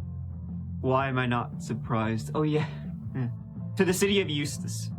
Eustis sits on Lake Eustis. What are the odds? In central Florida, 45 minutes north of Orlando. Living there, little over 20,000 people today. But we're not talking about today, we're talking about 90s, late 90s. Back then there was less than 15,000 people living in Eustis. And what else was there really to do except fight gators, in all the lakes and shit that were in the place, and to just generally embody Florida, man. Well, there was one thing to do, let me tell you. There was a spooky graveyard in Eustis called Greenwood Cemetery. I just said it was spooky, but wasn't spooky? You could say that. Apparently, it's haunted. Oh, gosh darn it. Since the late 1800s, the ghost of a woman has been seen. Ooh. and heard, ooh, weeping over a grave. Whoa, a person crying in a graveyard? Never heard of that before. Some spooky shit did actually happen there. We'll get to that later. So let's do the meat and poppies. I suppose it's Halloween, so let's talk pumpkins and bats. I don't know. And let's talk about Mr. Farrell. Vampire Lord to you, mortal. He's pretty cool. I'm going to join his clan. This is wannabe interview with the vampire. Never knew what life was until it ran out in a red gush. Reality, what we do in the shadows. I think we drink virgin blood because it sounds cool. Rod Farrell was born in the town of Murray, Kentucky, population about the same as Eustis, in the spring of 1980, only child to teenagers themselves. His dad was soon out of there, off to join the military, and never really took part in his life. So his mother, 18-year-old Sandra Gibson, moved herself and himself in with her parents, where they would live off and on for years, with mother Sandra working as an exotic dancer and occasional sex worker. Now, Rod would later say he was abused by his granddad, but there's never really been anything backing that up. As she was a young one herself, she dabbled, maybe stuck the baby toe in vampirism. Something. To be honest, she never really stopped. Years later, when we will get to what we're gonna get to, when she was 35 years old, she was charged with trying to sleep with a 14-year-old boy as part of a vampiric ritual, right? Where they would drink each other's blood and bang. Now, it never happened. She got arrested before, but we'll talk about that again later on. But she did plead guilty to that. So Rod was kind of screwed from the very get-go, really, to be fair. I mean, really from a young age, believing in just mad shit. When Sandra's parents bought a house in Eustis, Florida, and she began seeing a fella there, that's when they would travel over and back the roughly 800-mile journey between the two. It was in Eustis also that Rod, a loner dressed in black, met a girl named Heather Wendorf, and that's when the real trouble began. Heather was the daughter of Naomi, school volunteer, and Richard, a warehouse manager, younger by 2 years than her sister, Jennifer. Heather was a rebellious spirit, some may say troubled, often fighting with her family over trivial shite, but when she met Rod, they fit together like pumpkin and spice.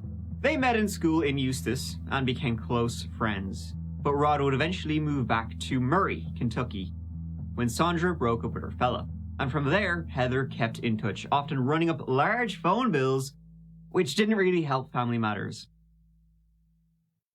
Eventually, her parents stopped her basically from using the phone and calling Rod, which, according to Heather's older sister Jennifer, made her, quote, very angry. By this stage, though, Heather was a full-on member of the vampiric cult, where in black on her school bag was a hangman's noose hanging from it. A Barbie doll. You wouldn't want to meet her in a dark alley. Rod, he bonded with his mother over like vampire movies, and she would say herself, she just dabbled. She went in headfirst, really. As did Rod. He became obsessed with a role-playing game called Vampire: The Masquerade. Wait, did I just say game? I meant real life. See, I've been mistaken this whole time. I've been calling him Rod. What is he, a fishing rod? Come on now. Get your shit together. His real name was Visago. And he was, get this, over 500 years old, if you can believe that. That was also the name of his character in that role-playing game, Vampire: The Masquerade. I wonder which came first.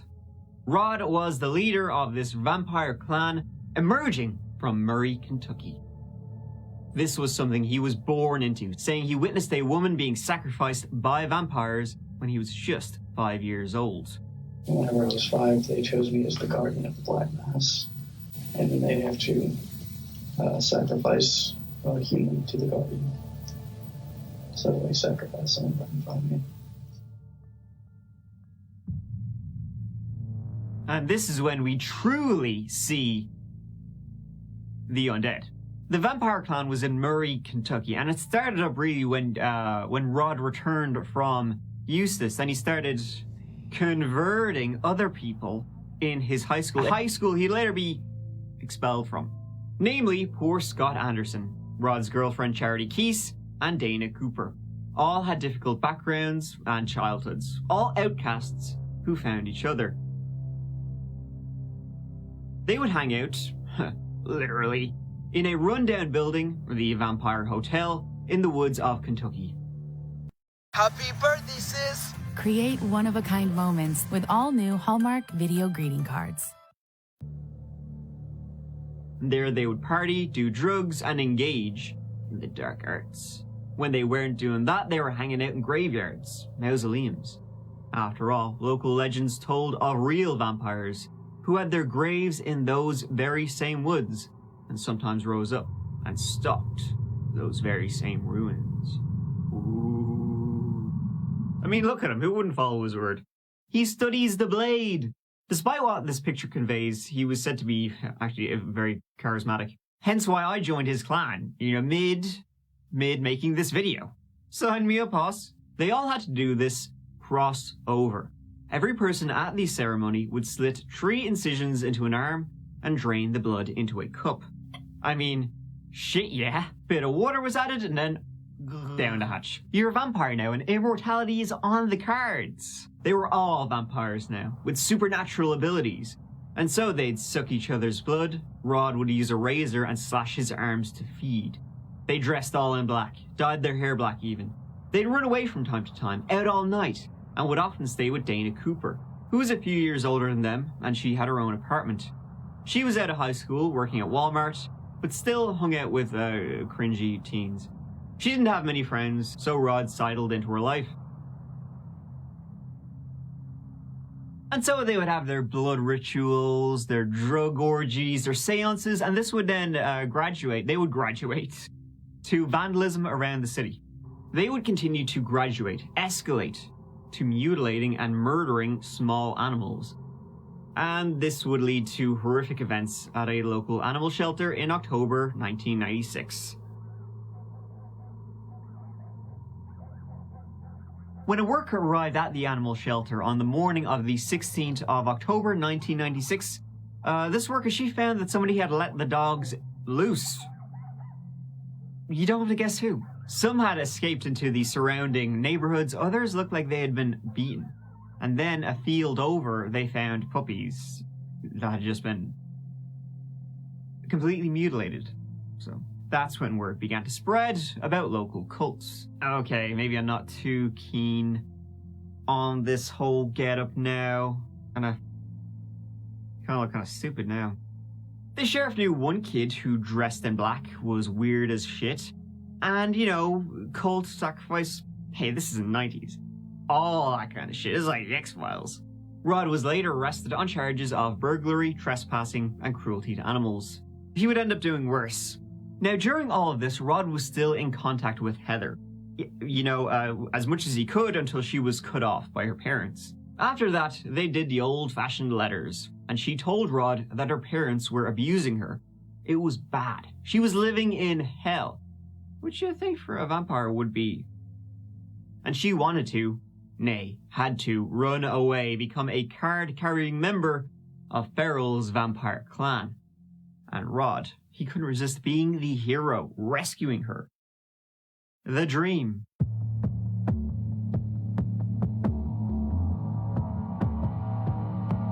In November 1996, Rod, Charity, Scott, and Dana, they all drove to Eustis in Scott's car, a 12-hour drive. Their mission? Operation Rescue Heather, and then move to New Orleans, the home of vampires, of course, and live together as a family, continuing to do their weird shit. They would all meet together in that spooky, haunted, wink wink, graveyard that day, Greenwood Cemetery, and there Heather herself would cross over, becoming a full-on vampire, a member of Rod's clan. Then Rod took some LSD, he was having a great time, and himself and his right-hand man drove to the Wendorf home on the 25th of November to steal their car for the trip to New Orleans. They entered the house through the unlocked garage, and Rod found a crowbar. Inside the house, Richard Wendorf was fast asleep on the couch, and while he was sawing wood, Rod beat him to death with the crowbar, fracturing his skull and his ribs. Pieces of skull were found a room over. He swung for the fences, said Scott. Moments later, his wife Naomi, who had been in the shower, came out and found Rod and Scott. Rod claimed he wasn't planning on killing her, but when she threw a hot cup of coffee on him, she had to go. Her head was then also bashed in with a crowbar. Richard was found with burn marks on him in the shape of a V. They then danced around their victims, stole some money, jewelry, and off they went. Heather was apparently unaware of all this. The clan then fled, all 5 of them now. Hours later, the Wendorfs were found by Heather's older sister, 17-year-old Jennifer, coming home from work. My mother and my father just been killed. I just walked in the door. I don't know what happened. They are dead. Both of them, ma'am? Excuse me? Both your mother and your father? They are not breathing at all? I don't know. I didn't check. I can't get that close to my parents. Is anybody there with you, ma'am? I have no idea. I don't know who's in the house. Nobody's there with you that you brought with you? My sister's gone, though. I don't know where my sister is. She's only 15 years old. The police quickly knew who they were looking for. After all, Jennifer knew the people Heather hung out with, who she idolized, and so warrants were issued for the gang. A clan of teenagers on the run in the Wendorf's 1993 Ford Explorer. They had dumped Scott's car along the way. Now, Heather would say she was entirely innocent. She had no idea what Rod was going to do. And I'll say it now, she was never convicted of anything. But others say, including Heather's sister Jennifer, Heather knew a lot more about what happened to her parents and what was going to happen to her parents than she let on. I remember telling him flat out, don't even go near my parents. Why would you tell him not even to go near your parents? Because he asked me not too long ago if I wanted my parents dead or alive, and I said straight out I wanted them alive. When did he ask you this? On Monday after school. So on Monday after school, he talked to you about killing your parents? Yes, and I said no. I said I wanted him to leave them alone. So while they were driving from Florida to New Orleans, they needed a few dollars gas money. Hey, even vampires don't get Happy Meals for free. Shit. And so Charity called her grandmother, who lived in South Dakota, asking for, a bit of kibosh. Charity's gran knew they were on the run and promptly called the police. She told them where they were. The gang were then tricked into going into a motel in Baton Rouge, where the police were waiting for them. Rod would claim, though, a few times that he was psychic, that he could read and control minds. These are powers he got from drinking people's blood. So, just crapped out on him that day, obviously. Kohl's made it really convenient because I was able to get all of the cardigans, all of the basics.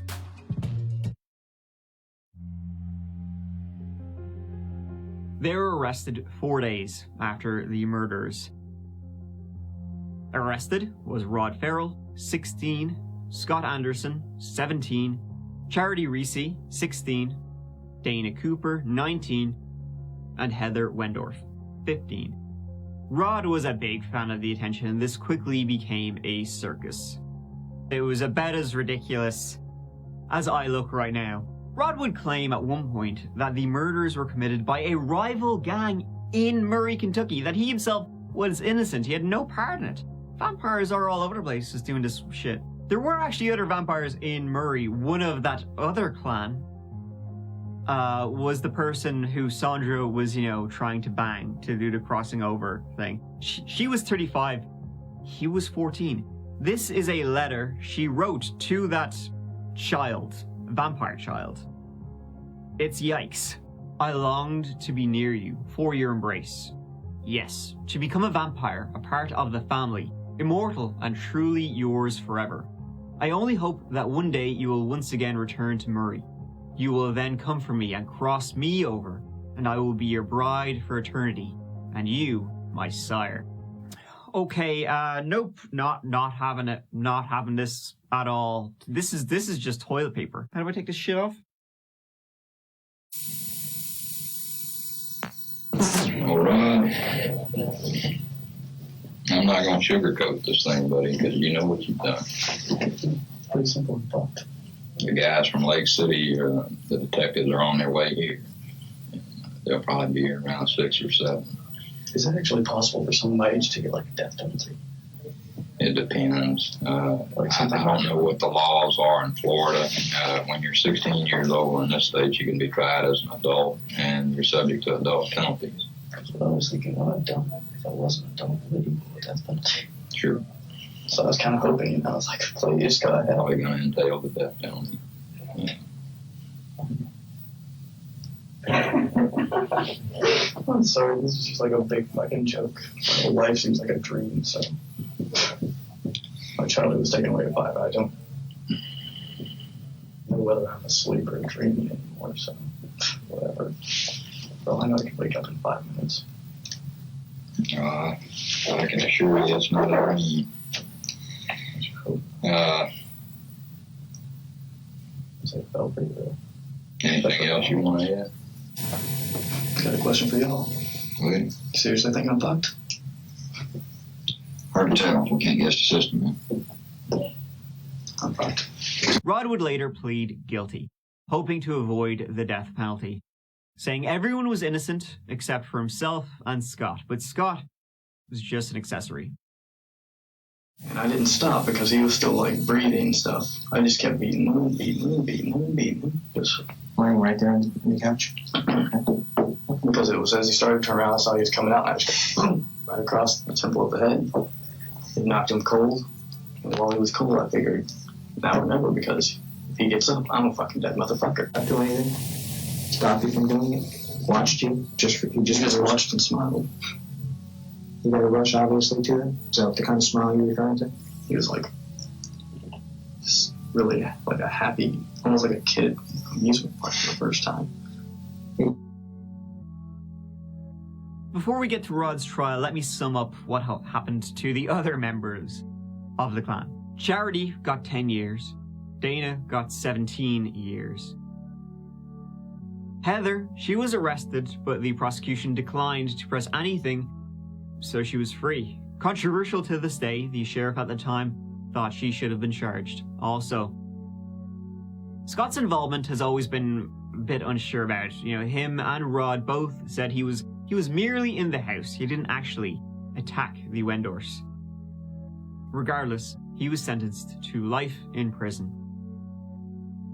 Rod went on trial in February 1998. His defense was insanity. Would you tell the court about the Wendorfs and what you feel at this point?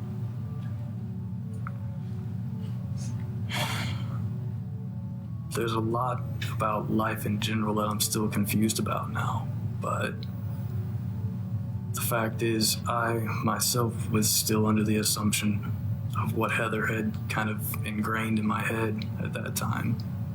And no one had given me anything about, they'd given me the fact about their house and about where they worked and so forth like that, but nothing about the fact that they had value as people, or that they were really even human. In fact, most people referred to them as, the victims, not as anything that would be described as even human. But once the trial and all started, they started producing things about it. And also, William Wendorf, I had kind of looked at him and just the expressions that was on his face kind of, I don't know. The judge, despite his plea, sentenced him to death, and he was the youngest inmate on death row. And it's not so hard for some of us to understand how a person like Rod Farrell, with one of the most dysfunctional family environments anyone could ever be cursed to be raised in, would have turned out in such a manner. In some respects, I think Mr. Farrell's mother, Mrs. Gibson, should be on trial for some of this. At every stage of the way, she thwarted every attempt to find Mr. Farrell the psychological help that he needed. Purposefully, advertently, she kept him from receiving the help that he so desperately required. Rod, I say to you, I think you're a disturbed young man. I think your family failed you. I think society failed you. But I also am here to tell you, in the considered judgment of this court, a troubled and disturbed youth cannot serve as an excuse for cold-blooded, premeditated murder, such as you perpetrated upon the Windorfs in this case. It is hereby ordered and adjudged, Roderick Justin Farrell, for the murder of Richard Windorf, you are hereby sentenced to death. It is further ordered and adjudged, Roderick Justin Farrell, for the murder of Naomi McQueen, you are hereby sentenced to death. He was the youngest on death row until late 2000, when both him and Scott were resentenced. Scott instead got 40 years, not life. Rod got life instead of death row. It's such a bizarre tale of vampires. Great, it's a perfect story for Halloween, and these are people who took Halloween a bit too far. I mean, they were all from dysfunctional families. They bonded over this. Pity it wasn't something, you know, good instead of what it was. I had decided to take the darker path, the evil path. I found that more exciting. If it wouldn't have been the Windorfs, at the rate I was going, it would have been somebody, if not more people. Rod Farrell. Quite the character. Perfect Halloween costume, guys. Look at me. Look at this guy. Cool dude. Thank you so much for watching. I really appreciate you taking the time to do so and be here with me. Go on. I'll see you as always real soon in the next Soul video. Until then, please take care of yourselves. Thank you.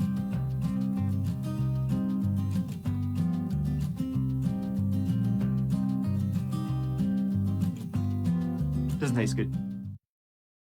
This is what virtual care with doctors and therapists looks like with United Healthcare.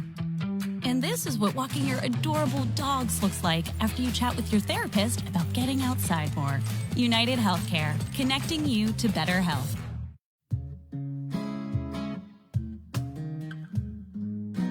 Hey you, and welcome. My name is Mike, and in this whole video, we are, you know what we're doing? We're following the money. It's a thing people say. It works in this one though, to be fair, because not only do we have, you know, what we usually have in these old videos, we also got like, one of them like Wolf of Wall Street type dealios. It's mad. It's set in Florida, so that's not surprising at all. And it all began when an attorney at a law firm vanished. This would lead to House of Cards essentially tumbling down and it just generally turning into a big old poop show. My favorite. Let's give it a go.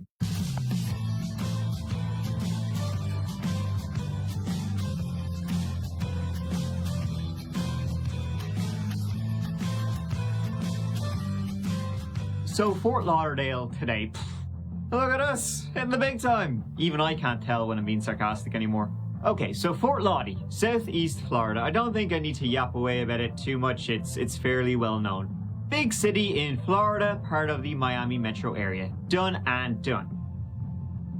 In downtown Fort Lauderdale was a law firm. Pretty big, had offices all across America and a few beyond.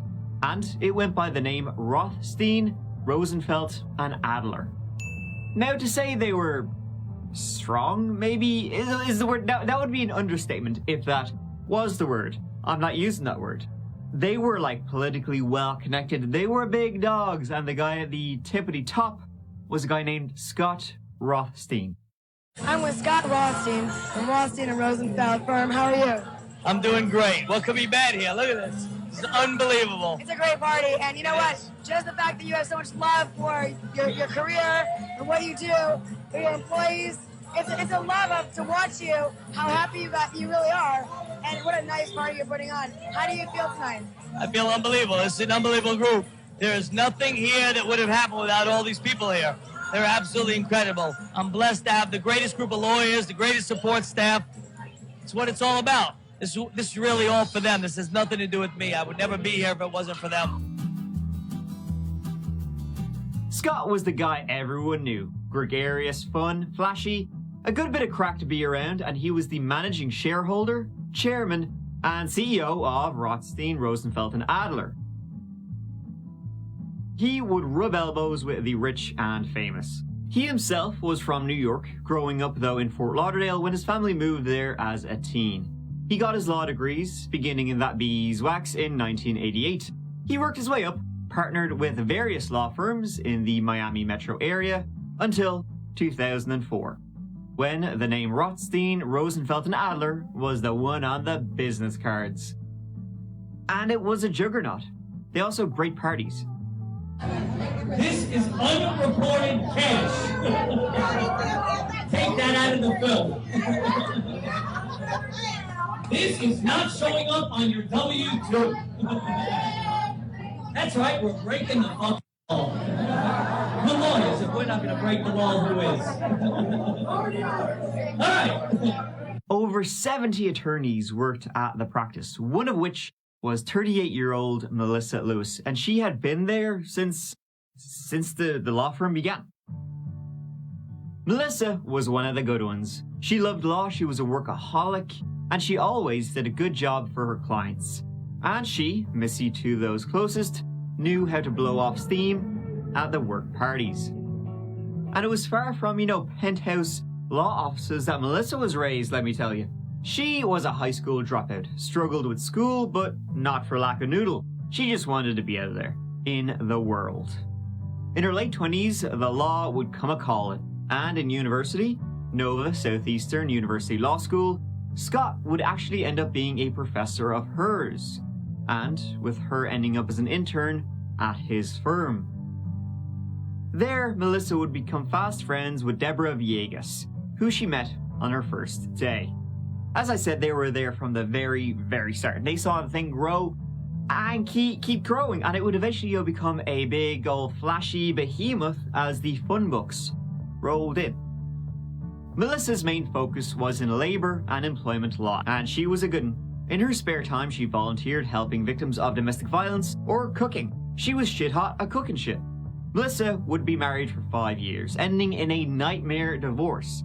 She was supported through that by her friend Deborah, as Deborah would be supported through her own divorce by Melissa. Melissa would eventually become, in 2008, a partner at the firm, the first female partner, and she was hoping to go on and become a judge eventually. Deborah, Bezzy Mate, would become the company's chief operating officer. This year, the Jason Bragg Shining Star Award goes to the absolute love of my life, the person for which I really owe everything that I have achieved, to Deborah Villegas, Shining Star. And with that, for what you've accomplished for us, a very small token of our appreciation, a check for $1,000. Thank you, baby. I love you. Couldn't have done it without you. Now, the end of Melissa Lewis would be the beginning of the end for the entire law firm. It was on the 5th of March 2008, Melissa, 39 years old, and had just become a partner at the firm. That evening, Deborah tried to call her buddy a couple of times. No answer. The very next morning, the Thursday morning, Deborah went in. No show. Melissa hadn't called, and calls going in the opposite direction went unanswered. Melissa lived in a place called Plantation, about a 20-minute drive from the offices on Las Olas Boulevard. With no sign of her, Deborah went to the big guy, Scott. And Scott, well connected, he immediately was on to his buddies down at the station, and so they could get a move on finding her or seeing what the crack was. Maybe she was fine, maybe she wasn't, and if I'm telling it, it's not looking good for her. Her house seemed fine, no sign of a disturbance, stuff wasn't, thrown all about the place. Her car was gone though. And in this garage, they did find something weird. It's like a orange shit on the door. That's P, go see a doctor. It was actually spray mist, and the way spray mist, it would clump together. At this point, though, what exactly it was anyone's guess, but it was the only clue left behind. Well, to be fair, it was obvious to those who were there what that orange shit was, because they immediately started coughing and their eyes burning. It was pepper spray. So that's the first red flag. Something bad happened, bad enough that Melissa had to defend herself. Deborah knew Melissa carried pepper spray.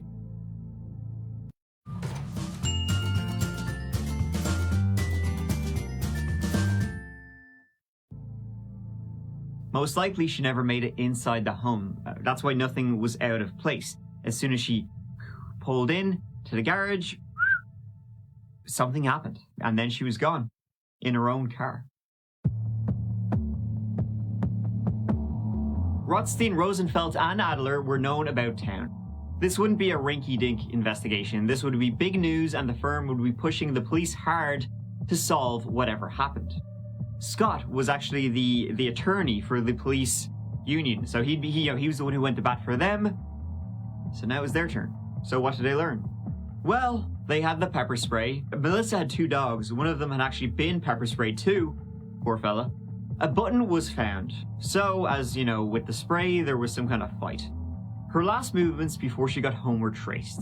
She left work around 7, then went to a nearby supermarket, and from there, the distances, they could judge what time she arrived back in that garage at.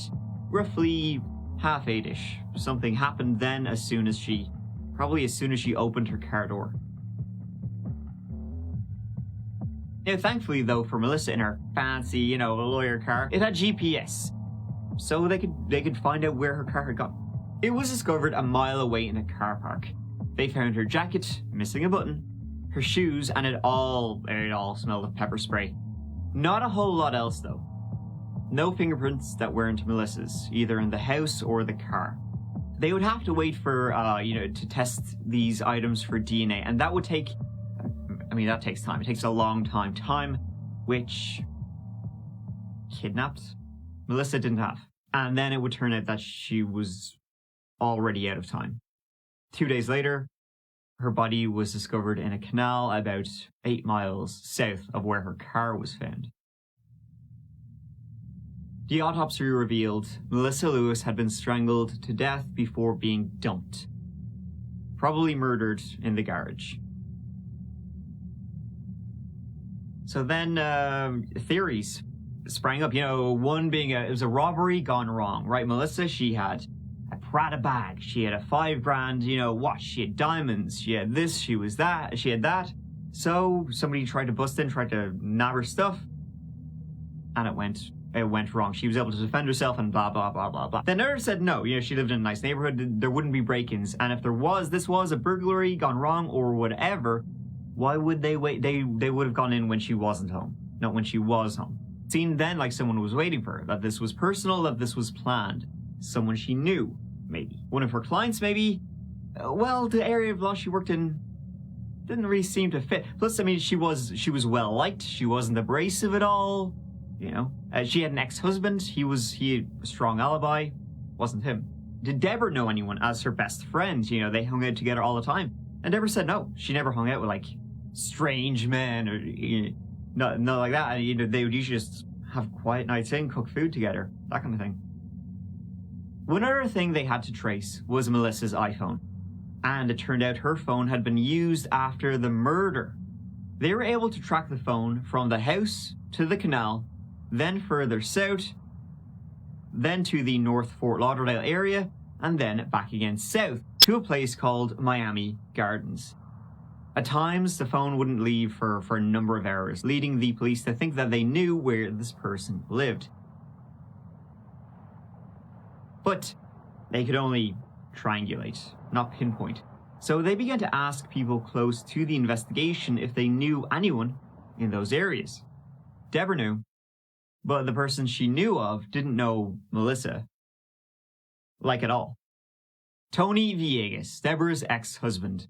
They had been married for 17 years, 1 year divorced at this stage.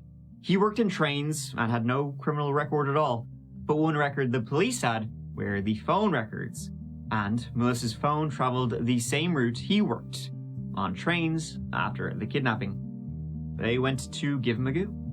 How well did you, do you know this, your Deborah's friend? I know her from her. I've seen her a few times. You guys ever have any problems, maybe? Something like that? Never.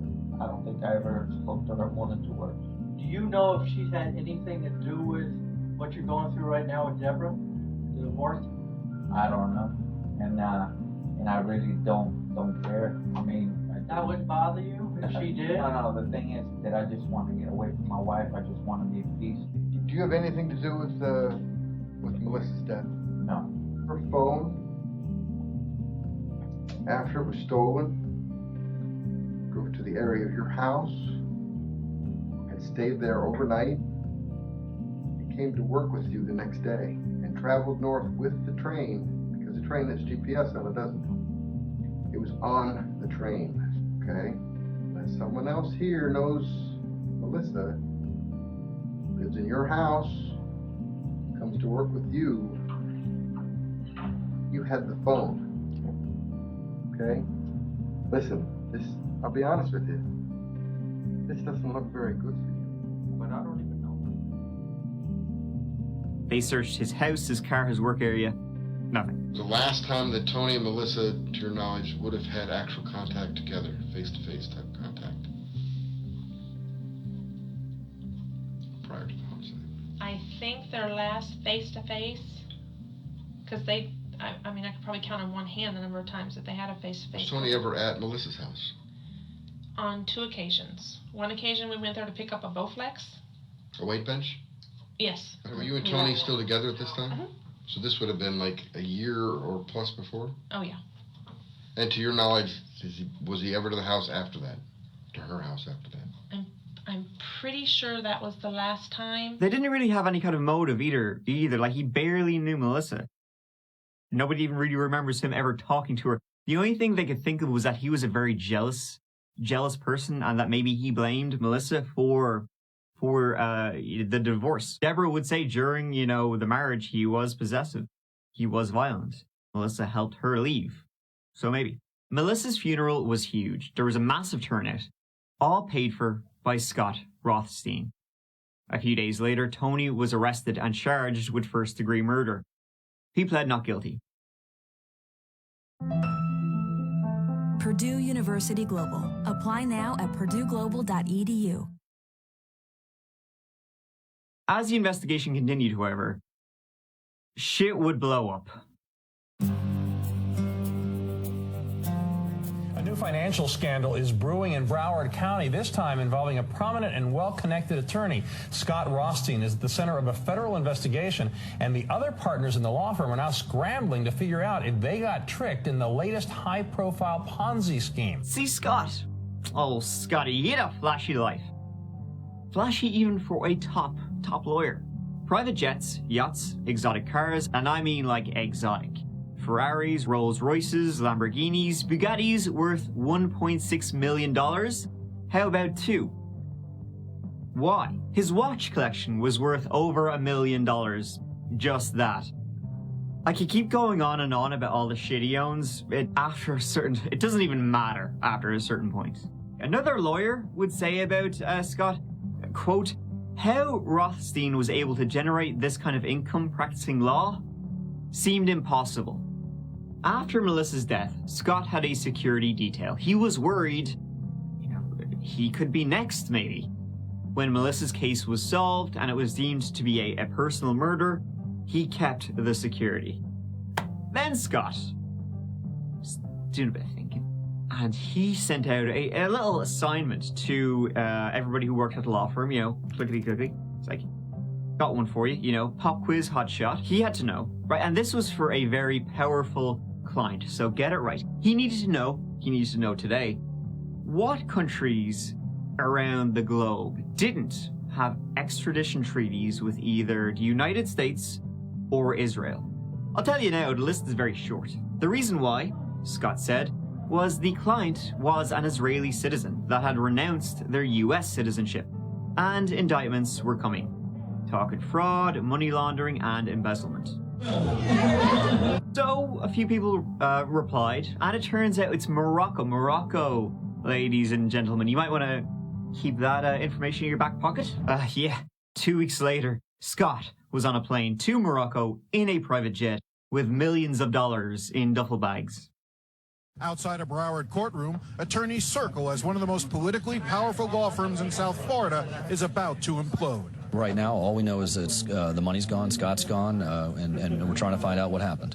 It's too early to tell precisely what kind of scheme it was. The Scott he's talking about is Scott Rothstein, the high-flying, spiky-haired attorney who led the law firm Rothstein, Rosenfeld, Adler. Now that law firm he started with Stuart Rosenfeld in 2002 is coming apart. I'm just very sad to see a beautiful thing that we built and fall apart.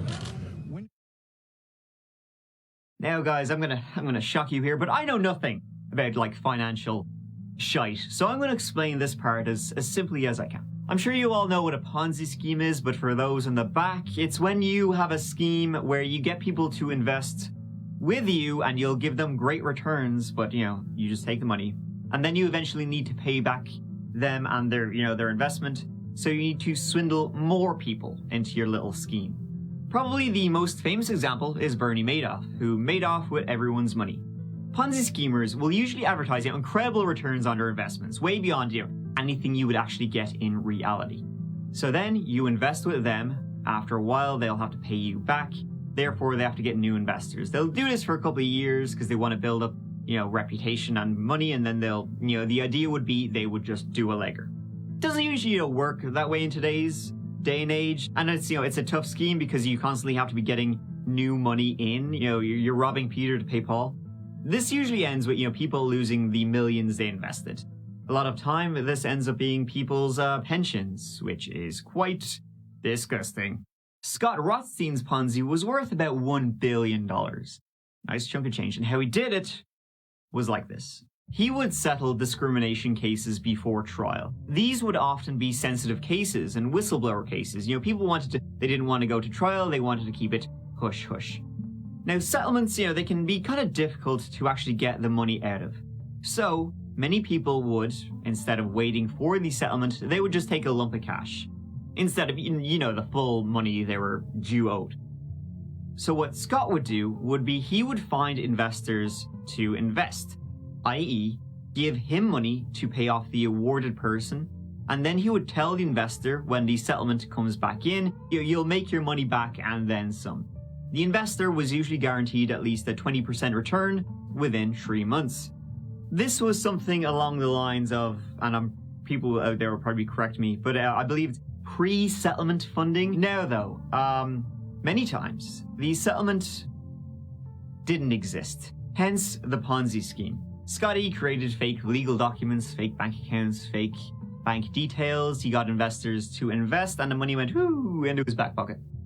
His victims were mostly hedge funds. After Melissa's disappearance, Scott, he thought it might be related to the Ponzi. The thing about Melissa, nobody really knows how much Melissa knew about the whole scheme. Eventually, all of the partners would be arrested. So when the Ponzi scheme shit hit the fan, it became part of the investigation. Was Melissa aware of anything that Scott was involved with? And I'm going to use the term the Ponzi scheme. No. Or any discussion between you and Scott about having Melissa killed? Absolutely not. Are you aware of any discussion or conspiracy to hire Tony for Melissa Lewis's murder? No. Before I would have let him kill Melissa, I would have let him move back into my house.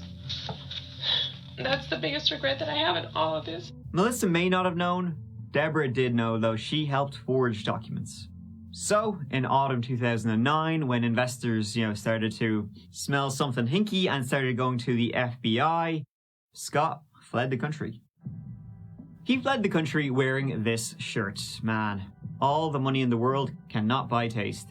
In Morocco, he sent suicide text messages to his partners, but he was eventually talked out of it and talked into returning to America. I went away for the purpose of making sure that I had my head on straight, that when I came back, I had already been through all the emotional things, had been through the hysterics, had been through all the other things that you go through when you realize that you have done something that you shouldn't have done. I will not stop until every single penny is paid back. Where he turned himself in. And it turned out Scott was an FBI informant. They knew about this Ponzi scheme for quite some time. 26 people involved in the scheme were convicted, including the other partners, Rosenfeld and Adler. Rothstein himself was still screwed, so don't you worry. In 2010, he was sentenced to 50 years in prison. Deborah would get sentenced to 10 years, serving 4. So as Tony's trial inched further for the murder of Melissa Lewis, the Ponzi scheme became apparent. And it was learned that Scott and Melissa had a relationship previously. Eventually, though, surprisingly, it appeared it wasn't linked at all. They were completely separate. Tony went on trial in 2016 after having a term of being declared incompetent. The trial didn't last that long. The evidence against him, circumstantial, but there was a lot of it. His DNA was found on her jacket. His car was seen in the same car park Melissa's car was found in. A person saw him scrubbing pepper spray off his arms the day after Melissa disappeared. And then you got the cell phone evidence. He took this woman at the prime of her life and he discards her like a piece of trash in a canal because she was an obstacle. So if you believe that she's dead, if you believe that he's the person that did it, and that when he did it, he had a premeditated intent to do so, that, ladies and gentlemen, is first-degree murder. Now, one thing the defense brought up, when they're going against the witnesses to try and discredit them, was that Scott had offered a $250,000 reward for information leading to an arrest.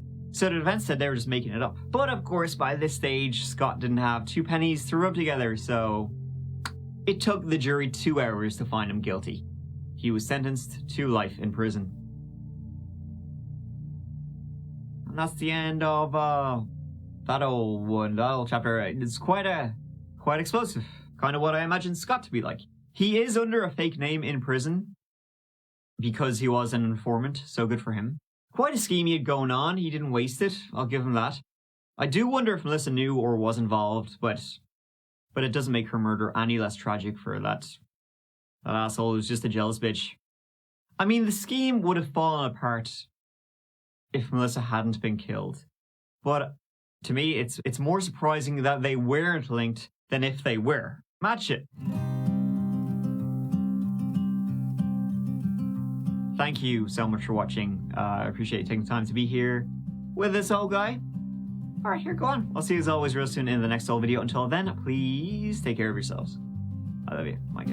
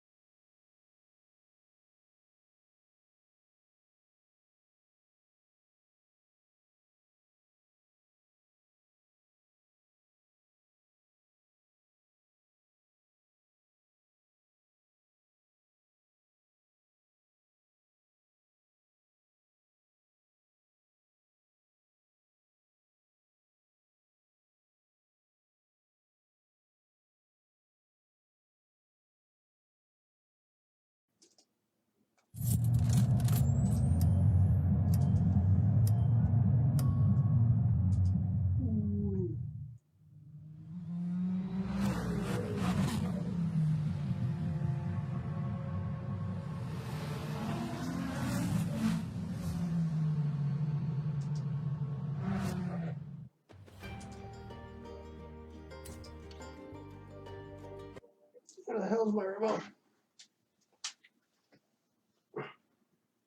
Shit.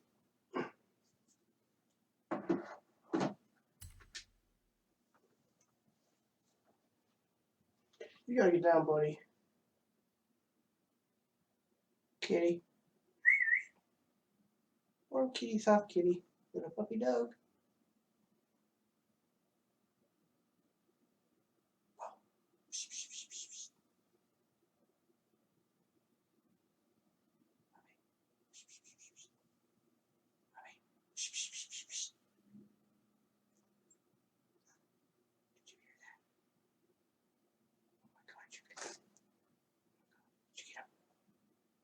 Charlie, you lazy. You're killing my leg, buddy. Lazy bastard, get up. You're too heavy. You little bag of wrinkles, get up. Move. Up. Oh my god. Okay, lay down. Right there. Oh. God damn, bro. You weigh like 900 pounds. Ugh.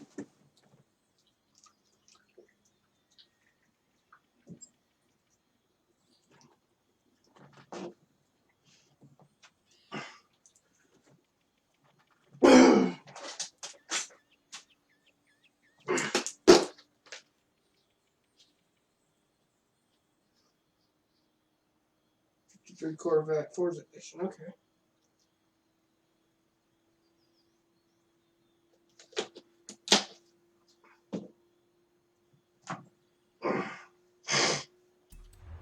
Welcome back, Charlie.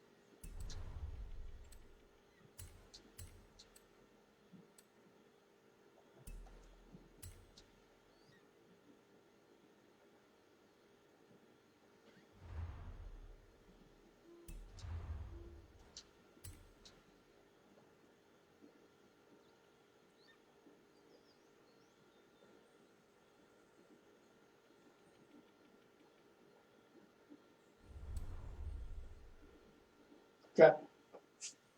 No, notch. Behave yourself. Oh, don't you do that.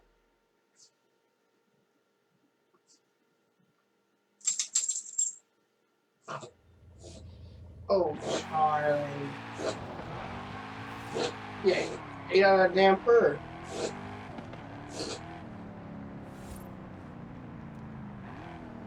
Okay.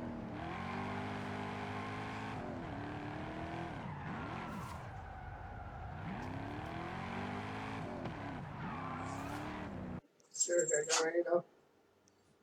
Huh? Oh, Daddy.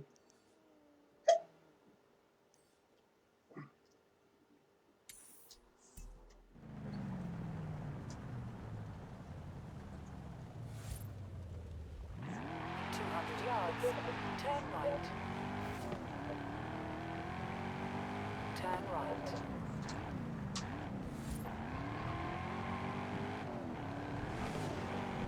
Round one started. Make that skill.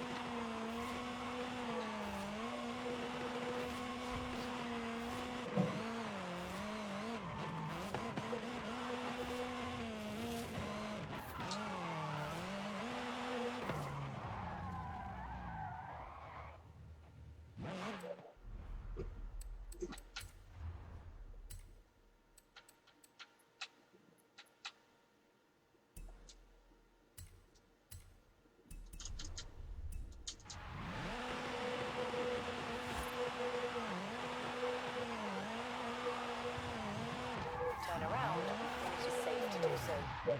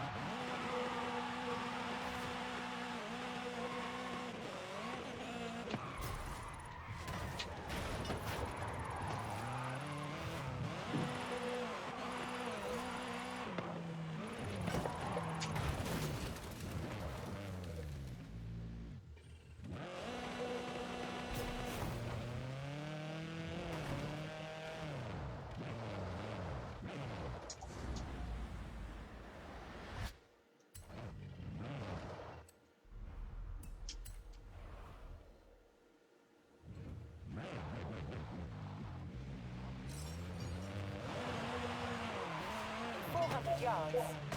Turn left.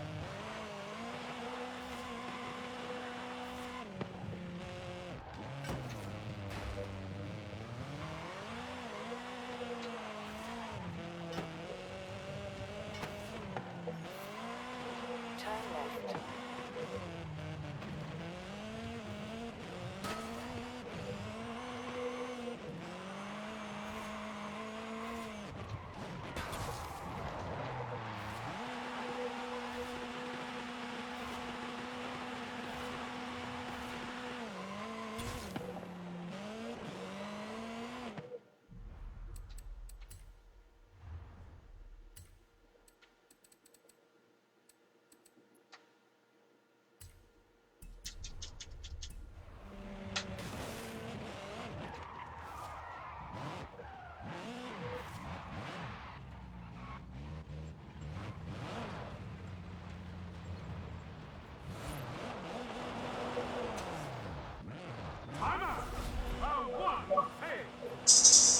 Bad luck.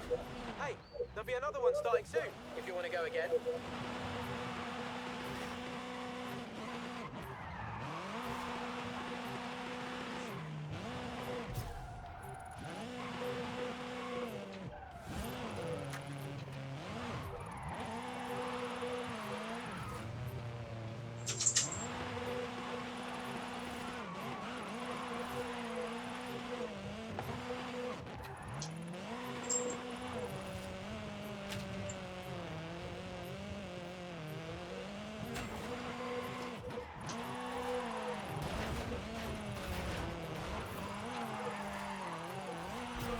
Arrived at your destination.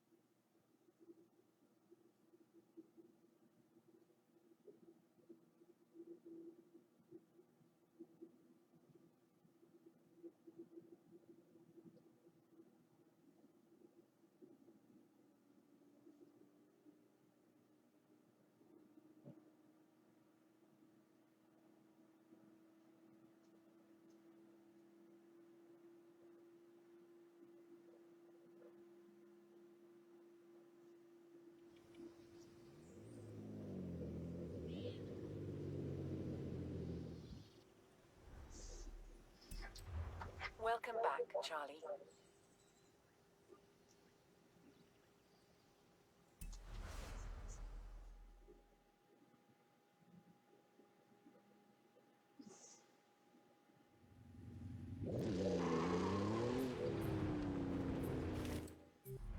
This goddamn thing needs to stop asking me dumb shit. Notifications.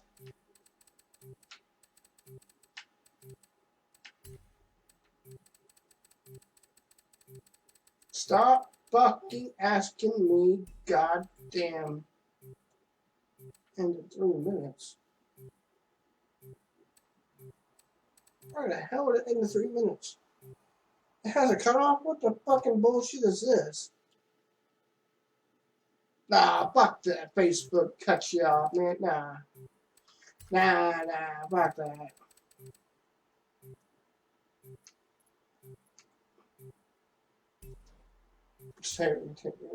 Shit. Gameplay.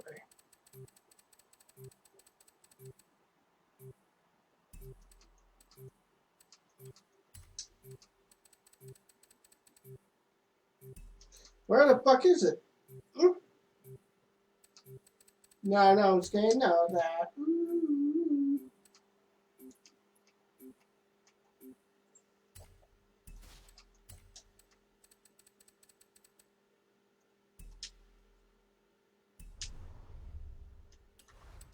Dumb motherfucker, you know it is that, the BMW? I think it is.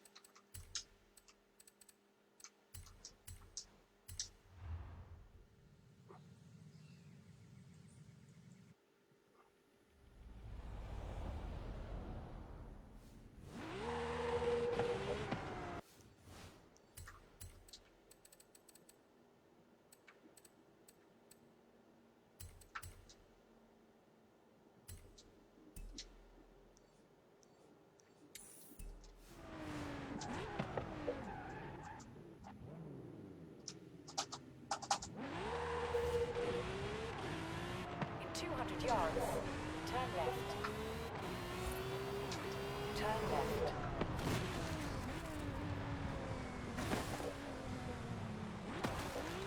In 200 yards, turn right. Turn right.